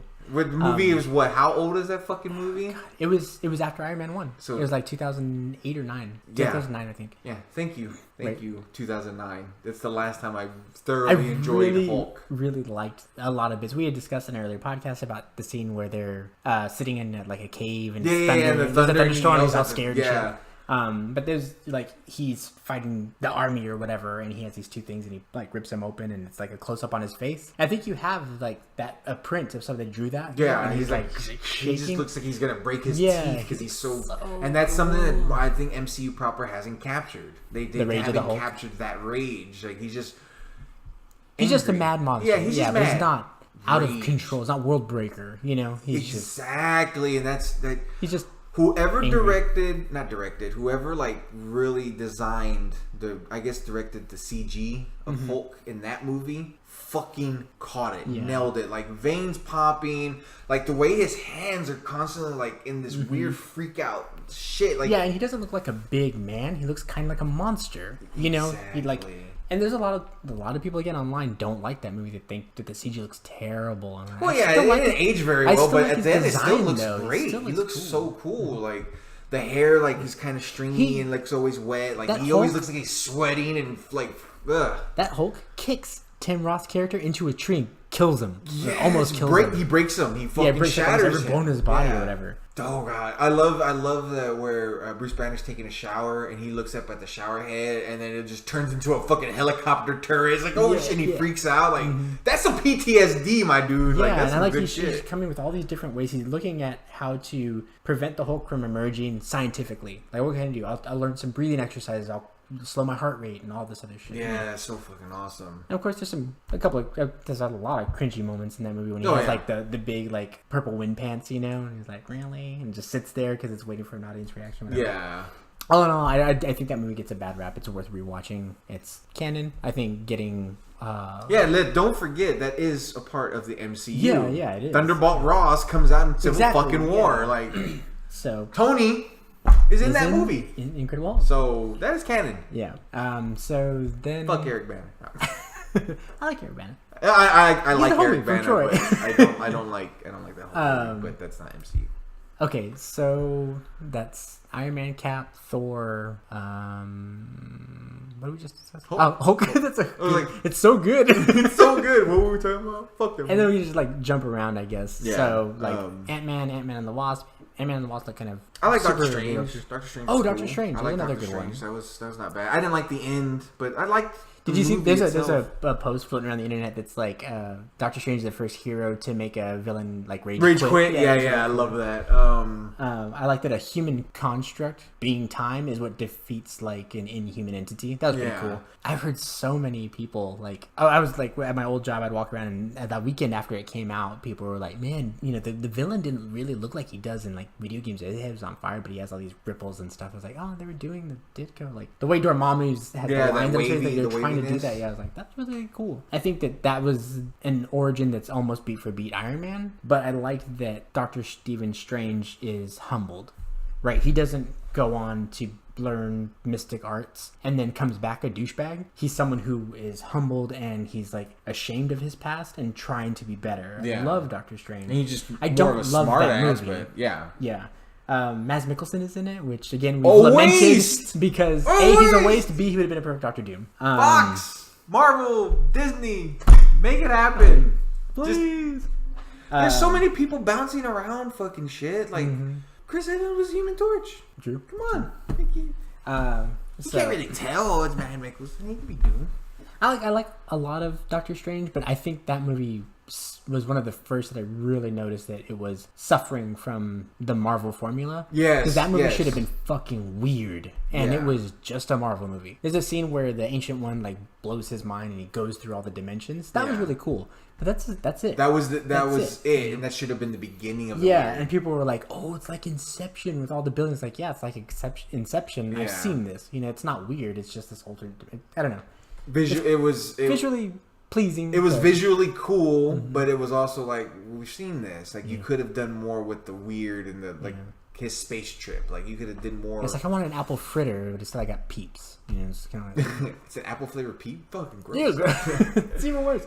And there's a line that bothers me so much in Doctor Strange where she's like, Mr. Strange, and he goes, well, doctor, and she goes, well, surely not anymore. It's like, no, he still has his degree, he's still a doctor. Yeah. Just because he can't use his hands doesn't mean he's not a doctor. He's still studying. But that movie, that's one of the few movies I like Rachel McAdams in, and she's barely in that movie, which she's sucks. Barely in it. Yeah, she's really good actor. But she's kind of lost in that movie. Yeah, she's definitely kind of, I don't want to say wasted, just I guess maybe never realized his potential. Yeah. I guess that's a waste. Yeah, shit. Yeah, but her timing is great. Like this, when she's, I guess Steven like goes back into the portal and she's in the cleaning closet or whatever, and then it's a POU. Right? No shit. But like the mop falls or something and it freaks her out. Oh yeah. She great reactions. She's great. There's hints of that Brian K. Vaughan story, The Oath, that miniseries. There's some moments from that in that movie, but I don't know. There's something about it that's just not great. It's not great, but it's just totally fine. It's totally fine. It's a little bit better than Antman, but Mason. That's what Mason thinks. Okay, so we're after that. What else? So we can do like Black Panther. Black Panther was great, I think. Black Panther was good the first time I saw it. I borderline great, and then the more and more I watch it, the more and more I'm like, it's just okay. Yeah, I really like. But Black I love Panther. Michael B. Jordan. The one thing that really sours that movie for me is the end. It's when they're fighting. That CGI is so bad, and that's what really kills it for me. I love that. Okay, so there's two things in that movie that's actually kind of made me go, okay, can we keep going? The build up to the casino scene is actually cool, and then the whole car chase stuff is actually really boring for me. Can we get through this? Like, I don't care. And then Mason is very angry with me.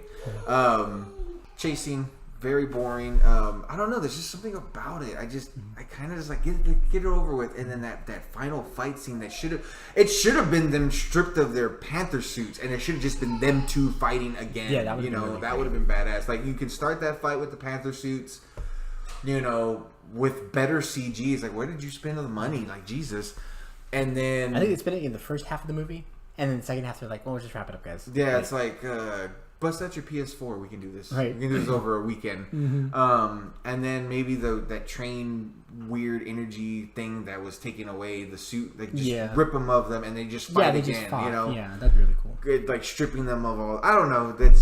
I like that they introduce Wakanda. I like that there's like the ancestral plane where they can talk to the old Black Panther. It's really cool. That beginning is so fucking cool. It's so kind of Lion King-ish, where he's telling the story of the Black Panther and the animated and stuff. I fucking love that. That was so cool. There are a lot of great moments. Like, I think the parts of that movie make it way better than it's just straight like at the beginning when Sterling K. Brown is actually like a sleeper agent for Wakanda, and there's a knock on the door and it's like, there's some Grace Jones looking women outside, and it's like, they won't knock again. I love that line because they're coming in the door, Melage, and then King T'Chaka shows up and all that stuff. Sterling K. Brown is great. And then the flashback where Michael B. Jordan's character goes Killmonger.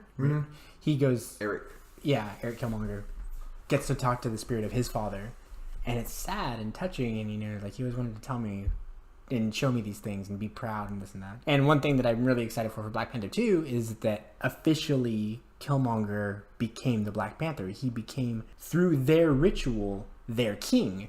So he is up there where the Black Panthers are. So he exists according to their lore. Like, he didn't cheat to win. He didn't steal it. He beat T'Challa in open combat and became the Black Panther. So he can come back in the second one, even if it's just like this this vision, or he can like talk to him. I'd love to see a scene where T'Challa goes into the ancestral plane. But I thought that fight wasn't finished. So how does he become king? Because that was the whole thing. As you can see, I am not dead yet. Yeah, like because they gave him the drink. And he like went into the spirit world, and he went to where all the Panthers are and stuff. So like he's like officially, he was a Black Panther. He was a king of Wait, Wakanda. so are you saying that in Black Panther 2 there's a possibility that Michael B. Jordan could come back even as a cameo? That's what then people were saying, that he's cast in it. I know. So let's see Black Panther 2. Again, didn't hate it after rewatches. I still like it. I just don't think it's as amazing as most people. But I'm back. Yeah. I'm in it. There's a lot of good performances in it. And there is a lot. I think that movie. I think it loses itself with the spectacle toward the end. Yeah, when it has to when it has to be a Marvel movie, that's when it falls apart. You know? Yeah, there you go. That's it. And that just so happens to be a big chunk of the end. Yeah, and that's when I start really losing interest. Mm-hmm. Yeah, Michael B. Jordan, man, is charismatic as fuck. Man, you cannot take your eyes off of him. What's the dude? The Black Panther? His real name?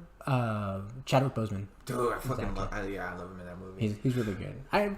Just a little aside. For some reason, I dig the way he looks in his movie. No. I'm sorry. In Civil War. But he just seems, the suit seems off to me in Black. No. In Black Panther 2, he looks pretty cool. In Infinity War, he looks weird. I don't know what it is. I don't know if it's just a different CG team that's doing some of the animation of the suit. But he just looks weird. Like, I think he looks badass in his. I think he looks the best in his fucking Civil War cameo. And then in his movie, he just looks cool. And he just looks fucking weird to me in Infinity War. And I cannot put my finger on it. I don't know what it is. I don't know if it's just a bad CG team or they redesigned the suit subtly to where it's like, oh no, something's off. But I'm kind of hoping that they go back to...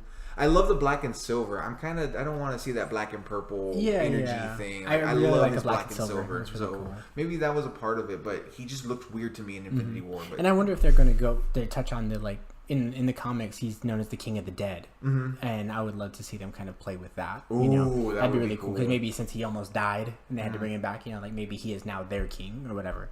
I would really like to see that. That'd be interesting. I really Black Panther fucking leading an army of people who got dusted. Oh my god, that would be that would be like amazing. Jesus! If they do that though, I'll take that to dinner. That'd be amazing. Yeah, what is I think Killmonger, he says something at the end where it's like, bury me in the ocean with my ancestors who knew that like death was better than bondage. Yeah. Great line. Oh, that's so good. It's so good. So good. I really enjoy that movie. Let me see. I mean, there's a series that I'm leaving out because we can wait till the end to talk about it. But Spider-Man: Homecoming, really good. We'll talk about it later. Yeah, we definitely, because I can talk about fucking Spider-Man: Homecoming is great. I really enjoy that movie. Yeah, I don't think that we're ignoring that. Again, like we said, we're gonna do a kind of Spider-Man episode for Far From Home. So, but we're just gonna throw out Spider-Verse and Homecoming. Jesus goddamn Christ, fantastic stuff. Anyways, what else? So Strange, Antman, what else is there? I know there's more. I didn't get to see Captain Marvel. Yeah, I saw Captain Marvel. I really enjoyed it. I thought it was... Oh my god, we're not even talking about... What do you think I'm waiting for? Guardians. We didn't even fucking talk about Guardians. Okay, that was gonna wait for last. Oh, okay, that's you're waiting for last. I'm waiting for last. Okay. So, there's a big one we're not talking about. Yeah, I was like, wait a minute. So Captain Marvel's good. It's another like hero story, and there was a lot of fucking chatter online. It's like, you know, if this was just a man, it would be just a mediocre movie. It's like, that's the fucking point, dummy. Is that like it's a woman's story. Yeah. This is a woman hero. Like, it's really cool, and it's interesting and different because it's like the same thing where people like there's a tweet that was floating around the internet when Black Panther came out and say, could you imagine if they made a white guy that was like a king of a Scandinavian country? How mad liberals would be. And then someone like retweeted and they're like, that's Thor. They made that 3 times. I do remember that. That's Thor. Yeah, that was awesome. That is fucking hilarious. Black Panther is also interesting because it is a different culture. Yeah. As a superhero, you know. And I really dug that they fucking, going back to Black Panther, they really took the time and the effort to like bring a lot of different cultures, represent different tribes and cultures of Africa, but as one big melting pot. Like, it's like, oh yeah, this clan, this tribe is mimicking an actual tribe that exists, but we combined some stuff to make it their own. I really dug that thing. So it was almost like a perfect universal. Yeah, it feels like a world lived in, realized. Yeah, and I like that Afrofuturism. Yeah, it's really cool. Yeah, that's so cool. And Daniel Kaluuya's in that movie. God, I love that. You keep saying that, and I always forget, and then I remember. Yes, I fucking hate him in that movie because he's an asshole. But he's the best. It's like, so T'Challa let him down, man. Day one of the job, bro. He danced with his shoulders up. Day one of the job is like, so any news? Nah, I haven't done that yet. Fuck you. Oh, you ain't gonna fuck all of y'all. Same shit, different day. It's like, bro, I just woke up. I just got here. Give me to the end of the week. Right. Give me 7 days. God damn. Please. I go out once. Mm-hmm. Did you have my dad like this? Jesus. Calm it down. Excuse me. Anyway, so yeah. But Captain Marvel is it's cool. It's like, again, cosmic, sweaty fun. Like the Skrulls in it, the Kree, Ronan the Accuser's in it. That's what I want to see. I want to see Ronan I love Ronan the Accuser in Guardians. So don't get your hopes up. Oh, really? With him in that movie, yeah. Yeah, I was a little let down, but I think everything kind of around Carol Danvers has the volume turned down because it should be her show. Mm-hmm. And there's some stuff in it that, like, I don't necessarily... I guess the problem that a lot of people have with Superman and shit is like, oh, you're too powerful. You know, there's a bit of that towards the end where it's like, oh, she's a little too powerful. But that's the fucking character, you know? Like, I hope that she's not gonna be the MacGuffin or whatever that's gonna turn the tide against that. Yeah, I don't. Yeah, the Deus Ex. Yeah, not MacGuffin. Stupid asshole. Yeah, I'm really hoping that's not. And I'm sure because they seem a lot smarter than that. Mm-hmm. But at the same time, it also seems like low-lying fruit. So yeah. Well, I like that. It was with Thanos. He was almost this unstoppable force. Like, come on, all you idiots, you cannot stop Thanos. I like that. Maybe now we'll have someone on the Avengers side that's a little overpowered. So yeah, his name is the Hulk. The Hulk should have fucking smashed that dude. Don't you? Gonzalo! Don't you do that to me, guy? Know. Maybe that's what like Norton got to read ahead, like their plan for. Right, they had him. And yeah, they already knew that it was going to be like that. He's like, no thanks. No thanks. I'm going to go. Like, wouldn't he, with every hit, get more angry and get stronger? And get a little bigger? No. Yeah, no? We're not doing that? That's not your Hulk? I'm out. I'm always angry. He just like walks out and they're like, let's go down. Edward Norton, I'm always angry. So, so Captain Marvel, it was good. I really like Ben Mendelsohn is ever playing a fucking villain, but he plays a great Skrull. I heard like his voice when they let him. Ben Mendelsohn, he's the guy that he plays Daggett in Dark Knight Rises. It's him? He's the main Skrull in that movie. Really? Which is cool. Yeah, Jude Law, he always comes to work. You know, he may not. I have no idea who Jude Law is in this movie, so if it's not necessarily a spoiler, but something important, just kind of fade away because I don't know anything. Well, I'm just saying that like he comes to act. Like he always punches in, he works his shift, and he punches out. You know, he's never moved me to tears or any kind of real emotion, but he's never let me down either. And he serves again, he's great. Yeah, like, you know he's a solid. Like he's like the best sixth man of Hollywood or something. He's like always good. You know. But it's cool. Even in a movie that kind of like, well, I don't want to say it sucked, but even just like kind of like meh. That movie AI, like Jude Law's awesome in that movie. Yeah, I can't honestly think of a Jude Law performance. I was like, God, what a bunch of crap. I didn't like Alfie. I didn't even watch it because it was too much of Alfie. Oh, he's like, it's a remake of the old British character. He's kind of like man about town and he fucks a bunch, but maybe he's broken inside. It's just one of those kind of movies. That sounds really familiar. But other than that, I like him and stuff, you know? Wasn't there a Ewan McGregor movie like that? But it was like in the 70s or 60s or something? Probably. I don't know. Anyways, it doesn't matter. MCU. Yeah, right.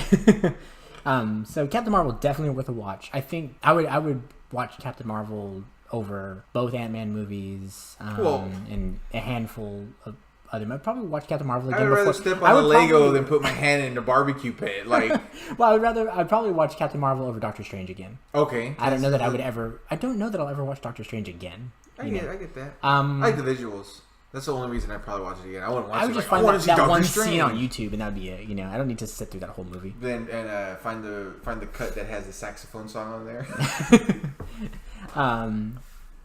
Yeah, and then we haven't talked about the Avengers. So Avengers 1. Avengers 1, I think it's overrated, but also awesome. There's a lot of cool stuff. Hulk has the best line. That's my secret cap. God. I'm always angry. It's great. That is the best line. I really like when... Just real quick. So, as much shit as I talk about Avengers 1 and saying I don't like it, I think I would like that movie more for two things. One being Cap's suit is awful. It's so an eyesore in that. It's terrible. And two, the scene with Loki and the people in the crowd and all that stuff, like that was he's just, like, Neil. Yeah. And he's like, there's no man like me, and there's always men like you. Yeah.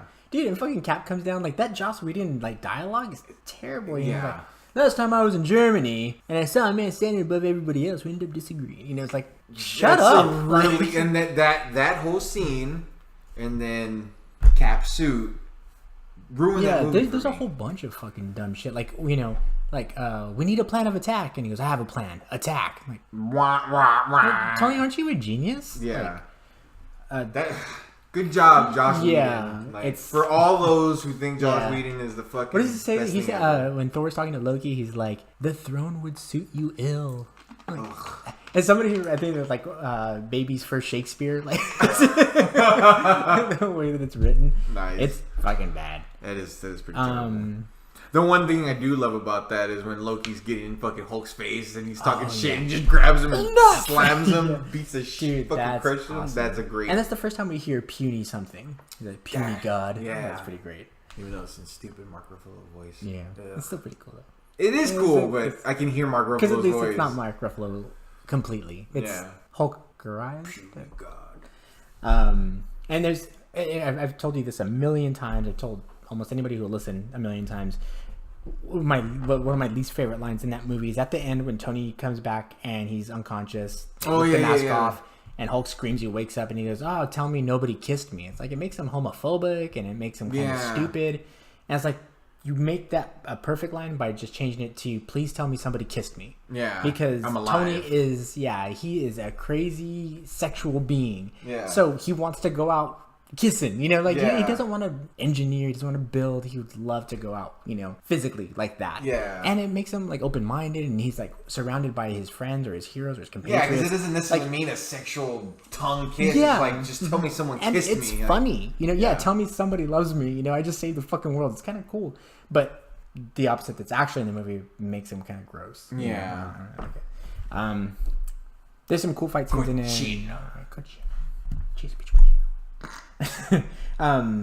It's a lot of spectacle. Great fucking Maria Hill's in it. I've never liked Colby Smulders as Maria Hill. Yeah. They make her very weak, and Maria Hill in the comics is very strong. So strong. I think Mark Miller created her for Civil War. Yeah. And she's the first to tell Cap, stand the fuck down. You know, like you are under arrest. Tell me something. Fight I me. always felt like Maria Hill was not a watered down in a bad way, but just a lighter, not as evil version of Wanda. Fucking what's her name? Amanda Waller. Oh, kind of. Yeah, I guess like, not an evil version of that, because Amanda Waller's kind of evil. Like, to a degree. Like, she is the beyond of I will get this done for the greater good in a like. Well, I'll drown your fucking baby if I have to. Maria Hill is like dips her feet in the seas of gray.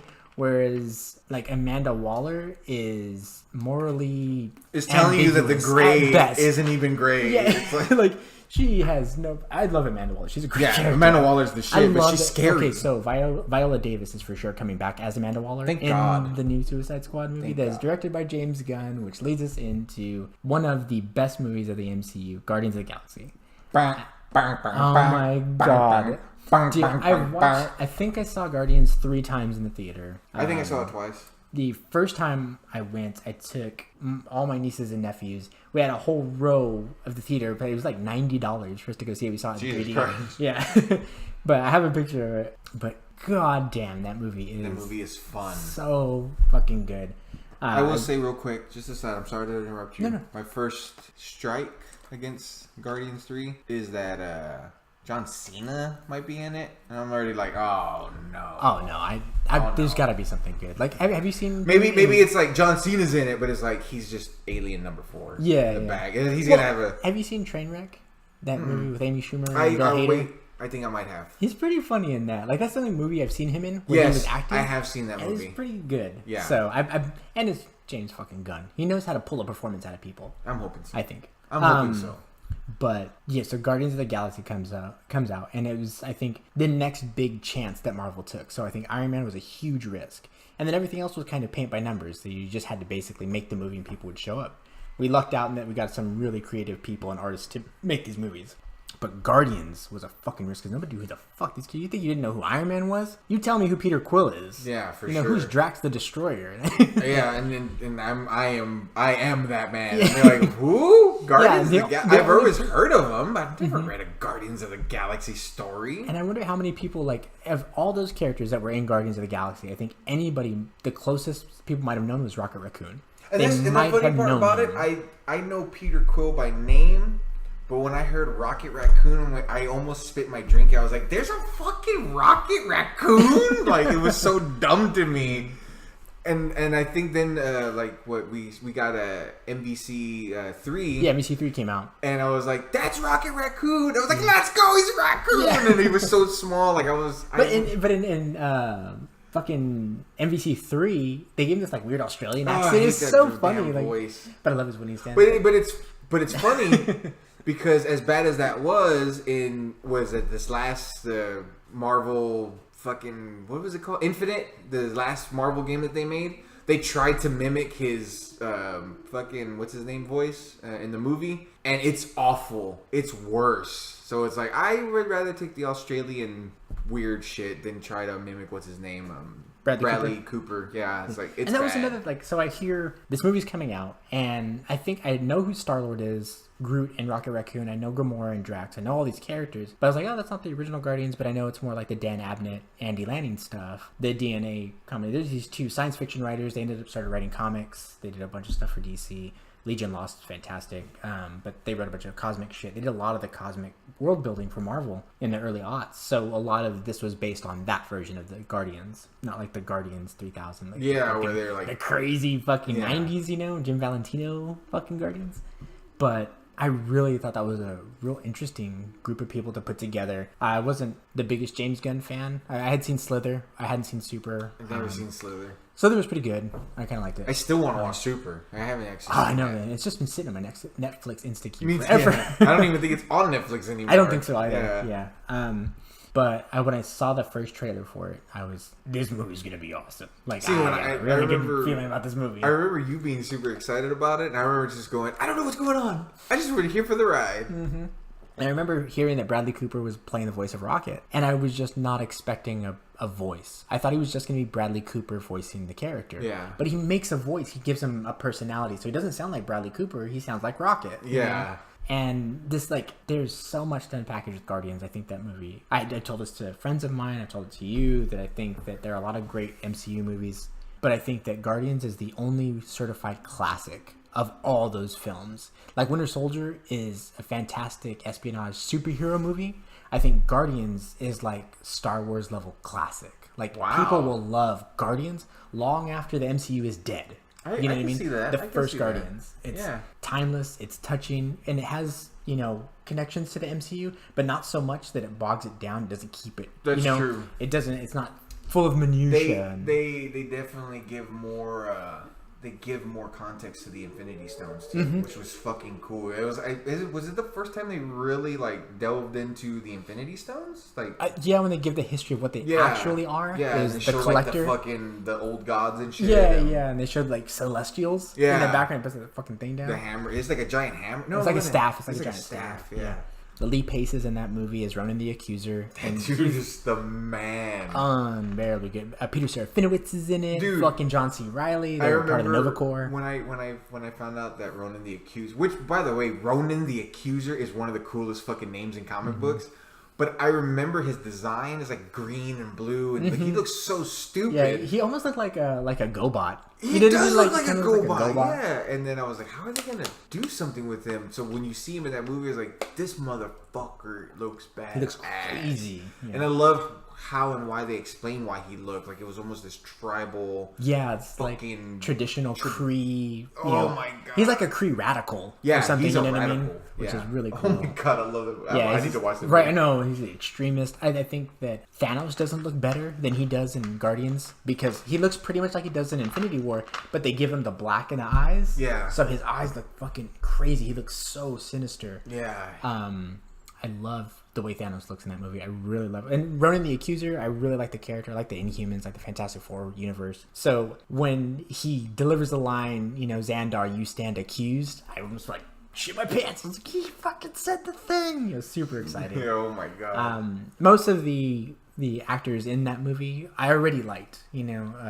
Zoe Saldana, I love her in almost anything that she's in, and she's good. Like, she's really in awesome that movie. in Out of the Furnace, I think, with Christian Bale and Woody Harrelson, Casey Affleck. That sounds really familiar. I feel like it's a rough watch, but she's dynamite in that movie, man. She's so good. She's such a great actress.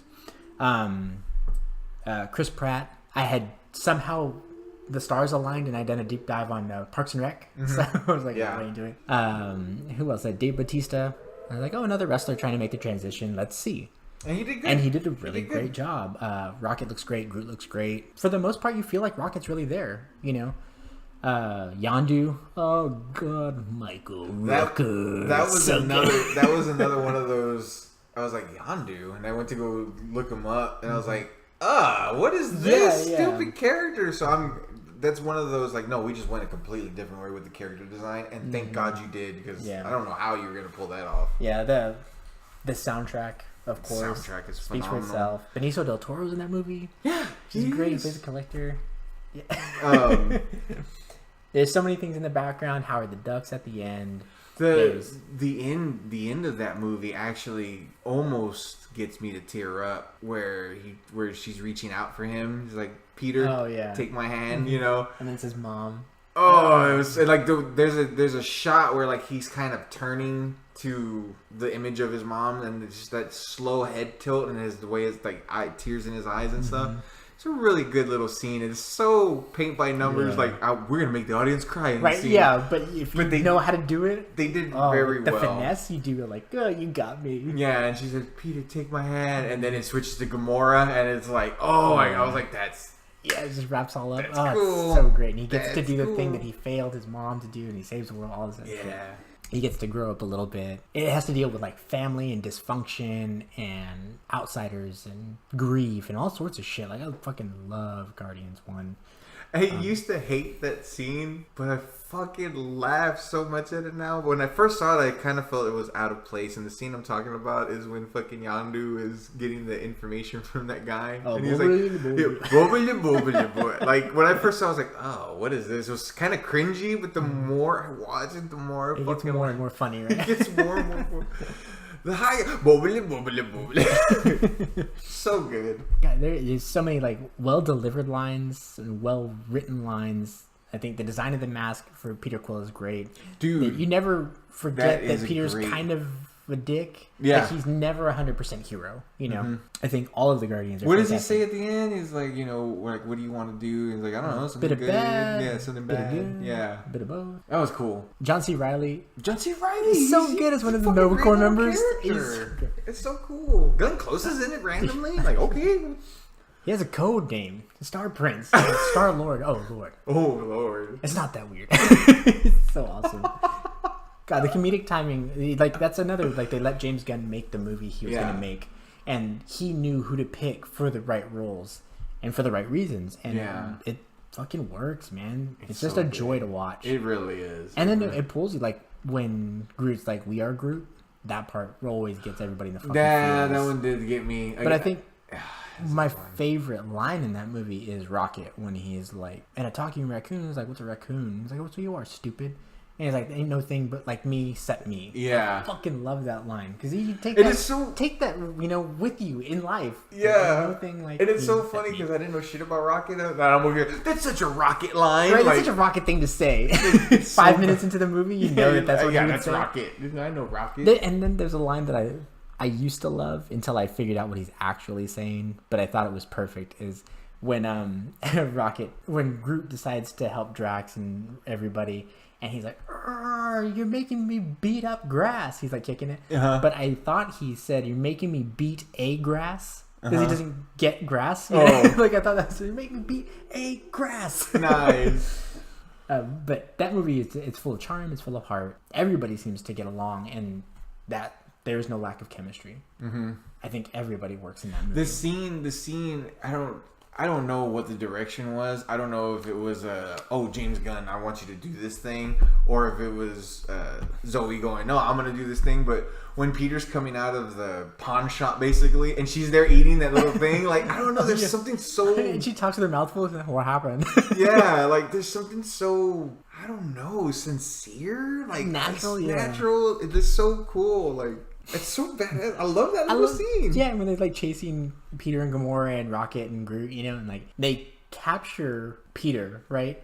But they don't think to take his weapons from him. So when Gamora opens the bag, he just like shoots her there.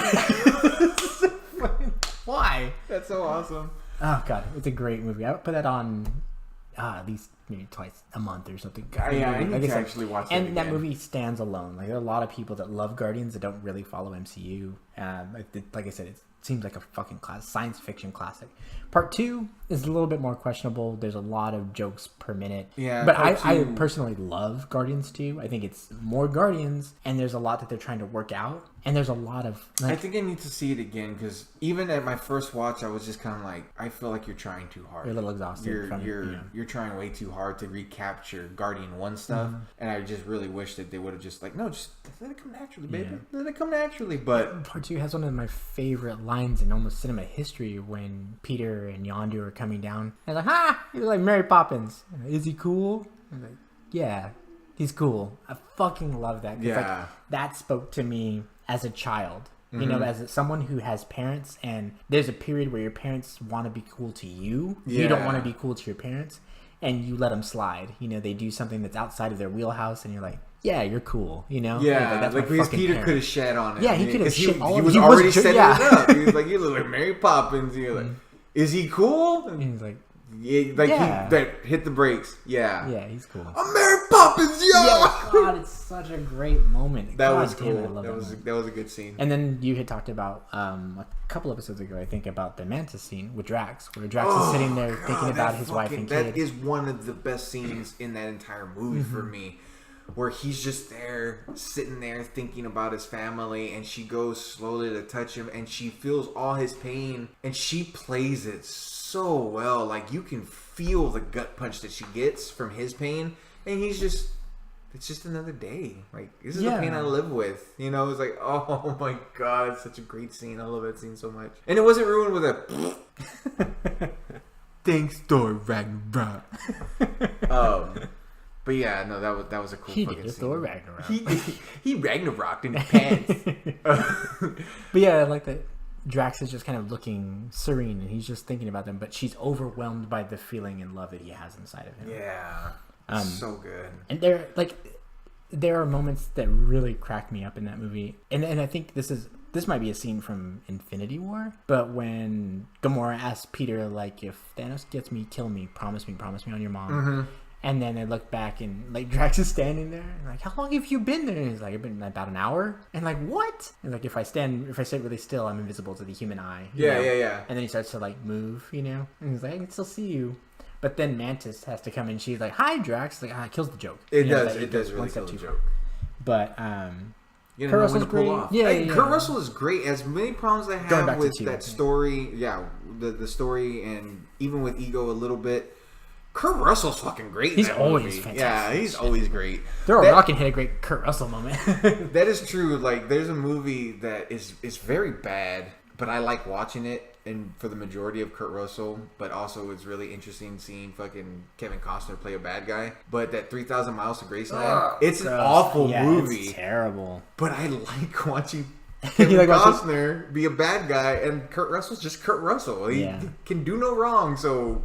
It's rare. I don't think I would have to really search for a bad Kurt Russell performance. I don't like Stargate, but I like Kurt Russell in it. Yeah, that's true. Like, I like Stargate. It's all right. But I love Kurt Russell in it, so it's a weird degree. Yeah, thing. I would probably think so little of The Thing if Kurt Russell weren't in it. But he's in it, and The Thing is a horror classic. Do you know what I mean? Like Big Trouble in Little China is one of the best fun movies ever made. Because Kurt Russell's in it. You put anybody else in it, and you're like, it's okay. Yeah, it's okay. I used to watch that on Showtime before. I think The Thing is very like, oh, it's pretty good. But Kurt Russell made that movie's The Thing is awesome. Yeah. So having him in it, and that's it. Like, it was cool because I don't know if Disney knew this or whatever, but there was that like, if Guardians were cast in the '80s and they did like Arnold Schwarzenegger would have been Drax, and they kind of cast him, but they always put Kurt Russell would have been Star-Lord, and I was like, oh, that would have been perfect. And I wonder if that was a thing. Yeah. If they kind of like, or just a really ridiculous coincidence, but or the universe kind of like aligning and speaking, whatever. That would have been cool. But yeah, no, Guardians 2, I don't hate it, but I do think that they tried very hard. Some part that always cracks me up, like, okay, so they tried too hard with the like taser face, and then people are laughing at him. Like, I like Rocket doing it, but then when God, what are they called? The golden people. I can't remember. People. I know what you're talking about. But like when Taserface is about to die, and he says his name, and then the woman on the screen starts laughing at him. I don't like that scene. Yeah. But when the Armada is chasing them, and there's only one ship left, and all of them are behind their friends, like, you got this, Sarlacc, you got this, and he's like gonna fucking kill him, and then Drax destroys him. And they're just like the most prissy people ever. Like, at the very end, they were all behind him until he lost. And they're like, you suck, Sarlacc. And he walks out. Like, on a dime, they turn. They're like, you're fucking worthless. That was actually really I really funny. like that. Really the High? funny. Is that what they're called? I don't remember. There's... And like, I don't know why it cracks me up so much, but I mean, it's like, they're like, the name of the batteries is like Amulix batteries. And then Drax is like, Harbulary batteries. Like, no, they're not. The Sovereign. The Sovereign. They were called the Sovereign. God damn, Jesus. And there's a bunch of little character moments that I love in that really cracked me up when Kurt Russell shows up and Drax is like, well, I thought Yondu was your dad, and it cuts to Rocket and he goes, Yondu's blue, and there's just like a beat, and Drax like, look exactly the same. It's so funny. But I really like that movie. There's a lot of good stuff in it. Music isn't quite as good. They try to recapture something. They try to recapture. I'm really glad that James Gunn got rehired to do Guardians 3. I'd like to see the end of this trilogy, which I think... I'm excited that I'm kind of wondering if he's like racing himself. Like, if he's like, I'm going to make the best Guardians 3 because I'm back. Mm-hmm. I'm gonna fucking make the shit out of the Suicide Squad. Oh, yeah. And I'm gonna put them against each other. Dude, I would love to see that. Like, I'm so happy that I can finish my Guardians trilogy, but I'm gonna make a fucking Suicide Squad movie. Yeah. Like, just you wait to see how good this movie is. Yeah, I'm really hoping that somewhere in there he's just doing that. He's like, oh man, he played the only so one who could be me is me. Exactly, right? He's fucking right. Age of Ultron, I think, is thoroughly forgettable. We get Quicksilver, he gets pieced. We get Scarlet Age of Witch. Ultron is so boring. Yeah. I really don't like James Spader. Yeah, James Spader as Ultron. No, James Spader would have been phenomenal if they didn't. And again, I don't know if it was direction. I don't know if it was James Spader. Mm-hmm. If they just didn't. I get he was based off of Tony's algorithm AI and shit like it's that. Kind of Jarvis. It's kind of. If you would have just made Ultron cold with that James Spader voice, he would have been fucking awesome. I think it was really cool. But the fact that he's Tony-ish, yeah, he has kind of like a personality. Oh, I'm sorry. Well, he uses that thing where he goes, I can't physically throw up in my mouth. But it's like, why would Ultron ever say that? You immediately go, what the fuck? Yeah, it's so weird. Like, I don't remember what comic it was, but where Ultron says something along the lines of, it's like, fucking the most palpable material in the fucking... He's talking about plastic. He's like, the most fucking malleable material in the universe, and you decided to make a frisbee. Oh, I was talking about vibranium. Yeah. Oh, okay. Yeah, it is vibranium. They turn it into a frisbee. Yeah. I love that. Mm-hmm. Like, that's Ultron. It's just...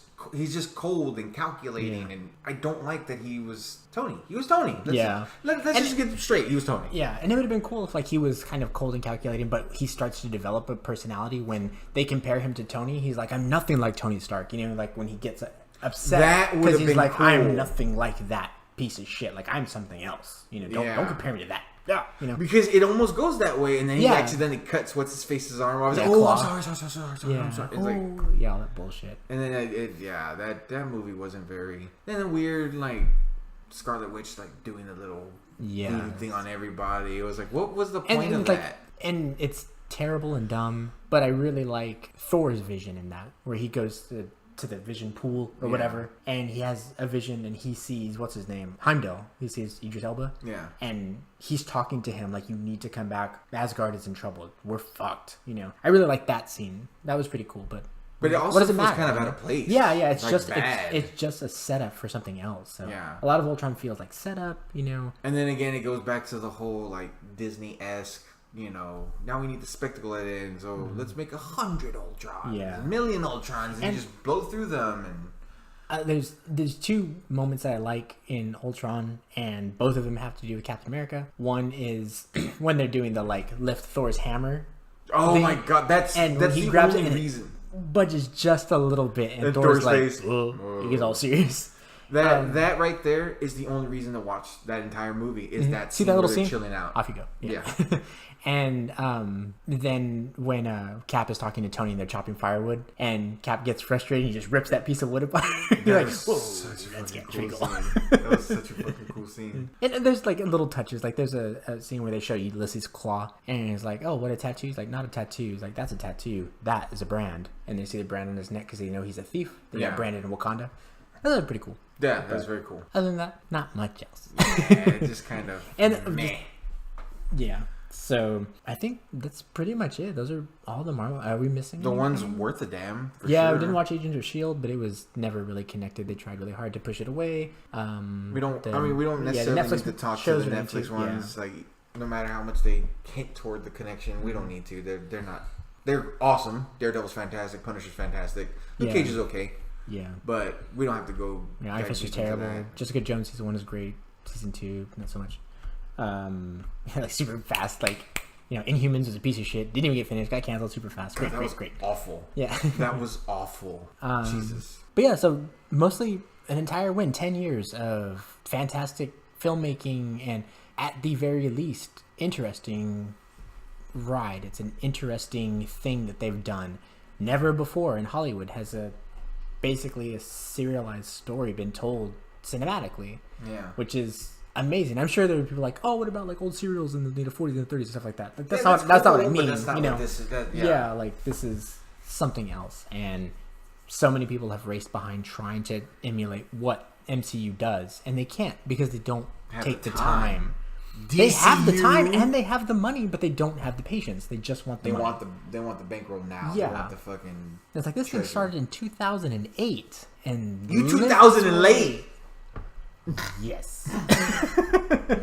I guess the only other thing that we can just kind of touch on, not necessarily just to rush and wrap it up, but just Infinity War itself. Oh yeah, Infinity War, so great. I like, again, this is another little bit of Hickman storytelling that they pulled, like the Black Order, Oh my god, that was so perfect. The Cull Obsidian, it's like Corvus Glaive and, the Ebony Maw, and I would say Black Dwarf. That was the name of the character in the comics, but they changed it to something else because PC reasons. And Why? Proxima Midnight.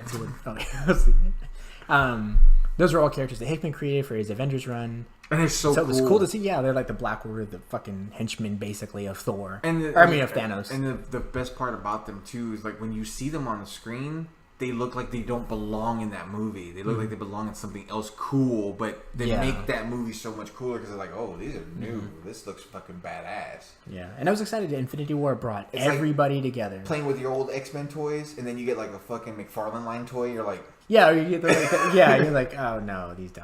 They don't fit. This is... The narrative just got serious. It got dark. But yeah, so it brings everybody together, and like that's maybe ever been in an MCU movie, except for who's not in it? Antman and Hawkeye, right? Those are the two that are not in Infinity War. Yeah, because Ant-Man's in the quantum realm. Retired, and Ant-Man is lost in the quantum realm. Yeah, so it's cool to see all of them come together, and they're fighting on different fronts. There's like the boots on the ground, and then there's like the team in outer space, and they're fighting on Titan, and then Thanos running through the whole thing trying to get it together. The Guardian stuff is really good. And I love how that movie, it just starts, and we don't have to go for fucking 20 minutes of previously on MCU. It's just, no, we're starting. You either watched these movies or you didn't. I hope that Endgame starts that way. Like a fucking Star Wars crawl. It's just like at the beginning of any comic book, especially Marvel and their big events. It's like previously, and it's just a recap. That'd be awesome, That would actually be kind of cool, because it's like a comic thing, Not a shout out. What do you call it? Like, I don't know. I know what you mean. It's fucking, that'd be cool. But yeah, I'm super excited for it. And Infinity War was a great time at the movies. It was fun. I've watched it a bunch of times since, and I like it more than I did when I first saw it. But I'm ready for the end. Like, I'm ready for whatever this is gonna be. And what were just real quick? What were some of your standouts in Infinity War? Like, what were just some of your favorite? I think Peter Quill is hilarious, and I think the Guardians really shine in that movie. When he starts mimicking Thor, that's fucking hilarious. I really like when just like the back and forth. It's somehow I heard that a lot of these writers and directors worked on their characters, you know. So like Ryan Coogler wrote some of the Black Panther stuff, and James Gunn wrote some of the Guardian stuff. But that makes sense. Yeah, he goes. Rocket's leaving with Thor and Groot, and Peter tells him, and he's like, I know you're only going with him because that's where Thanos isn't. And then Rocket goes, you shouldn't really talk that way to your captain, Quill. And he shits on him. And then there's a really touching scene between Rocket and Thor, you know, where he's like, you got a best friend? And he's like, killed by a giant. And it's like, your mom and dad are dead. And he goes through all this, and he's like, you're up to this particular murder mission. And he's like, oh, you know, well, he's never fought me. Like, yeah, he has. Yeah, he love has. That line just interrupts him. And he's like, well, what more could I lose? That's the best performance, the best line delivery that Chris Hemsworth has done in the whole series. I agree. So I think the Guardians really stand out. I think Tony's stepping out of the shadow. Oh. Even though you see it in the trailer, it's still fucking awesome. So good. It's still awesome. That beard. Oh god. Oh man. It feels like hope has returned. You know, it does. It's so great. It's what we could have gotten if we had competent directors with Superman returning. That's the way it should have been. But no. It's so great. Seeing all of the Avengers kind of get back. And then you kind of realize, if you're following stuff closely, like Hulk has been off-world, so he comes back and finds out about the Civil War that happened. And, you know, Tony trying to figure out... There's an Antman and a Spider-Man? Go green! God. Sorry. Take a shot. Sorry. Spider-Man's great. Spider-Man. I think Doctor Strange is more interesting in this movie. Doctor Strange, he's probably one of my favorite characters. The fight between him and Thanos is great. That's really cool to see that level of power go back and forth. And it was so funny because it like when he like floats off into the sky and all the fucking arms come out and then he like turns into all the Stranges. That was like a comic book shit right there. That was fucking gold. Yeah, there's a scene where like Thanos like shoots the lasers at Doctor Strange, and then he puts it into the glass dimension and sends it back at Thanos, and Thanos breaks it with the Infinity Gauntlet. Like, that was an awesome back and forth. I really liked that. Damn, I had just thought of another thing that I liked and didn't like. Yeah, then there's the war in Wakanda, which is really cool. Again, that mimics some of the Hickman stuff. There's an invasion with Thanos in... God, I can't remember the name of the crossover. It's like Thanos... Not Thanos Rising, that's Jason Aaron. Fantastic miniseries. Read that. Thanos Ragnarok. Thanos. Yeah. Anyway, Renegade. But it was a summer series, and like the Black Order's invading with Thanos, and they just like decimate everybody until they get to Wakanda, and Wakanda kicks the shit out of Thanos' army, and they go home to lick their wounds, right? And that's kind of what happens in the movie. Like, they make their stand in Wakanda, which is really cool. Yeah. I do like a lot of the lines that Thanos says. Kind of talked about some of the stuff before. I like the dusting. I was super happy to see that kind of happen. Like, to see that much loss, even though we know it's all going to be undone. However, it's going to be done. Whatever. Did you hear that thing about? No. Every time you do that, no, you go, no, it's not. Spoiler, and I'm like, no. It's that the dusting was supposed to end in game. Like, oh really? They were gonna just end it like that. Oh, that would have been. Like, could you imagine that? Like, that the dusting wasn't supposed to happen in Infinity War. They were like, no, that's how Endgame is gonna end. It was like, don't do that. So I thought that was fucking crazy. I think some of my favorite highlights, Spider-Man for sure, Tom Holland, especially that end, the way he fucking sells that scene with him fucking getting dusted is pure fucking awesome. Cap's appearance, his return, fucking everything. Cap was just so like you know that meme where the little, or it's not even a meme, it's like a gif or a video where the little girl's eating cotton candy and it looks like she's eating it for the first time and her eyes get real big and she like teeth get all grainy and she's like smiling. That's how I felt with Cat. It was like, oh, it's back. Fucking fantastic. Doctor Strange was probably one of my favorite characters in that. The fight with Thanos on fucking Titan was the absolute best. That really kind of bothered me, which I thought was another easy one-line fix, is when he like Doctor Strange looks into the future for possible outcomes, you know, and they're like, how many features did you see? And he's like, saw over 1 million or something like that. And they're like, how many did we win? 1, right? Just like through random chance and reality, there's a universe where like Thanos has an embolism pop in his brain and he dies. You know, there's a universe where a random shard gets him in the throat. You know, stuff like that. Yeah. So it'd been really cool if he was like 13. You know, because then it would show the random nature and chaos of the universe and all realities, and it would also prevent us from knowing that all this had to happen. So when Doctor Strange, you know, gives him the Infinity Stone, you're like, no, I didn't feel that, because you know this is the one timeline. This is the only way it works. Yeah. You know. But if it's like 13, then it's like maybe this is how it works in one of those ways, but maybe it's not, you know. But that's interesting. That's an interesting. It would have been cooler if there was, not to sound snobby or like a shithead, but I feel like that would have got lost on a lot of people. Like, you know what I mean? I think because I think that would have got lost on a lot of people. I think that was some of our viewers might not pick up on that, so we'll just go. That's what I feel, because as much as I was like, dude, that's kind of cool, I like that, because I felt the same way once I realized, the one true way to, so he has to give him this, like all this stuff has to happen. Yeah, everything that happens after he sees that future and he goes, how many do we win? 1. Okay, so this is that. We're in the end game now. Yeah. It's like, so that makes sense. So even if you did 2, that would have been cool. But I like 13 because it's a dark magic number. Or whatever. It's cool, goddamn it. Hey, dude, I like 1 first appearance. But what else? Yeah, Infinity War is a pretty remarkable achievement as far as like the amount of money they had to spend to get that many famous people on screen at a time. It's pretty impressive. But I'm really looking forward to. Do you have any predictions or last thoughts about Endgame before we jump off? Because we're not going to talk about these movies again until we get to Spider-Man, and by then everybody will have seen Infinity War. Avengers Endgame. That is true. Prediction-wise, Cap is going to die. I think that's kind of an easy one. But I think we've kind of had this back and forth on, like, not necessarily the how, but I have a feeling that right before he gets pieced out, or maybe in the middle of him dying, he'll finally utter the words, Avengers Assemble. And that would be fucking epic. And I'll probably cry if that happens. If he dies uttering that, or like says it and then gets pieced out, or anything like that, I will fucking probably tear up, because that's going to be badass. Yeah, this is one thing that we've kind of been waiting for. If Infinity War, if Endgame does not have Cap saying Avengers Assemble in some way, because they got dusted and they go back. No, I'm just kidding. Then that really needs to. I think that's gonna happen. What was I gonna say?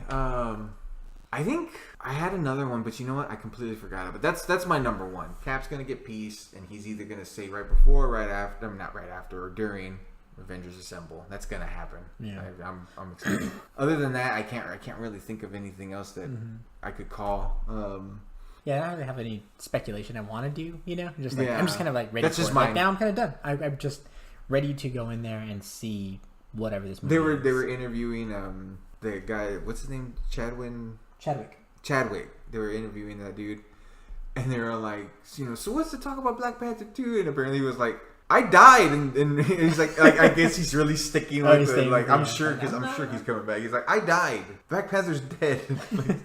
Stop it. Like, what part 2? What part 2? What is this movie you speak of? Yeah, it was kind of like the transparency of the film industry now and the internet. It sucks because it's like we already know that Black Panther 2 is coming, Spider-Man was coming, all this shit. So when they get dusted, it's less effective. Just like Spider-Man has he has the saddest end in Infinity War, but it's undercut knowing that they're filming the new movie. Home, like it's and it happens coming. It happens after. In game. So I'm like, well, Spider-Man's back, so cool. And then they like greenlit Winter Soldier Falcon miniseries for Disney Plus. So I guess Sam's back, and so is Winter Soldier, unless it's their adventure in the fucking stone or something. You know what I mean? Like. Or what if it's... I guess because there was no time for that to develop. It's just 13 episodes of a black screen for 30 minutes. You'll watch it. Right. Then behind like a yellow jewel. Right. Or just like... dust particles dancing around each other. Oh my god. Just like... That'd be pretty great. I would watch that show. That's funny. Way into it. But do you want to take us out? Yeah, absolutely. So again, as always, if you enjoyed this episode, if you have comments, if you want to, throw your 2 cents into the conversation, hit us up on Twitter at EOTI_podcast. or hit us up at our Gmail at endoftheinternetpod@gmail.com. We really would love to hear your feedback. We'd love to, kind of get what you're thinking. And if you have any possible outcomes for in-game, or you want to call something out, shoot it in the Twitter comment. That'd be pretty badass. But leave it in the comments below. Leave it in the comments below, as always. That's always good too. We like to hear your guys' favorite moments from MCU, favorite film, favorite moment, favorite characters. Any predictions you want to throw down there? That's fine. Probably won't read them until after. What are your favorite MCU movies? Like, what were your top 3, top 2? What did you think Winter Soldier is the best? Or are you tired of them? Did you drop out already? There are people like that, which kind of fucking weird. No, I'm just kidding. Well, if they're listening to this, it's kind of weird. Yeah, for the End of the Internet podcast, I'm Gonzalo. I'm Marcus. And you've reached the end of the episode. Have a good night, guys. Peace.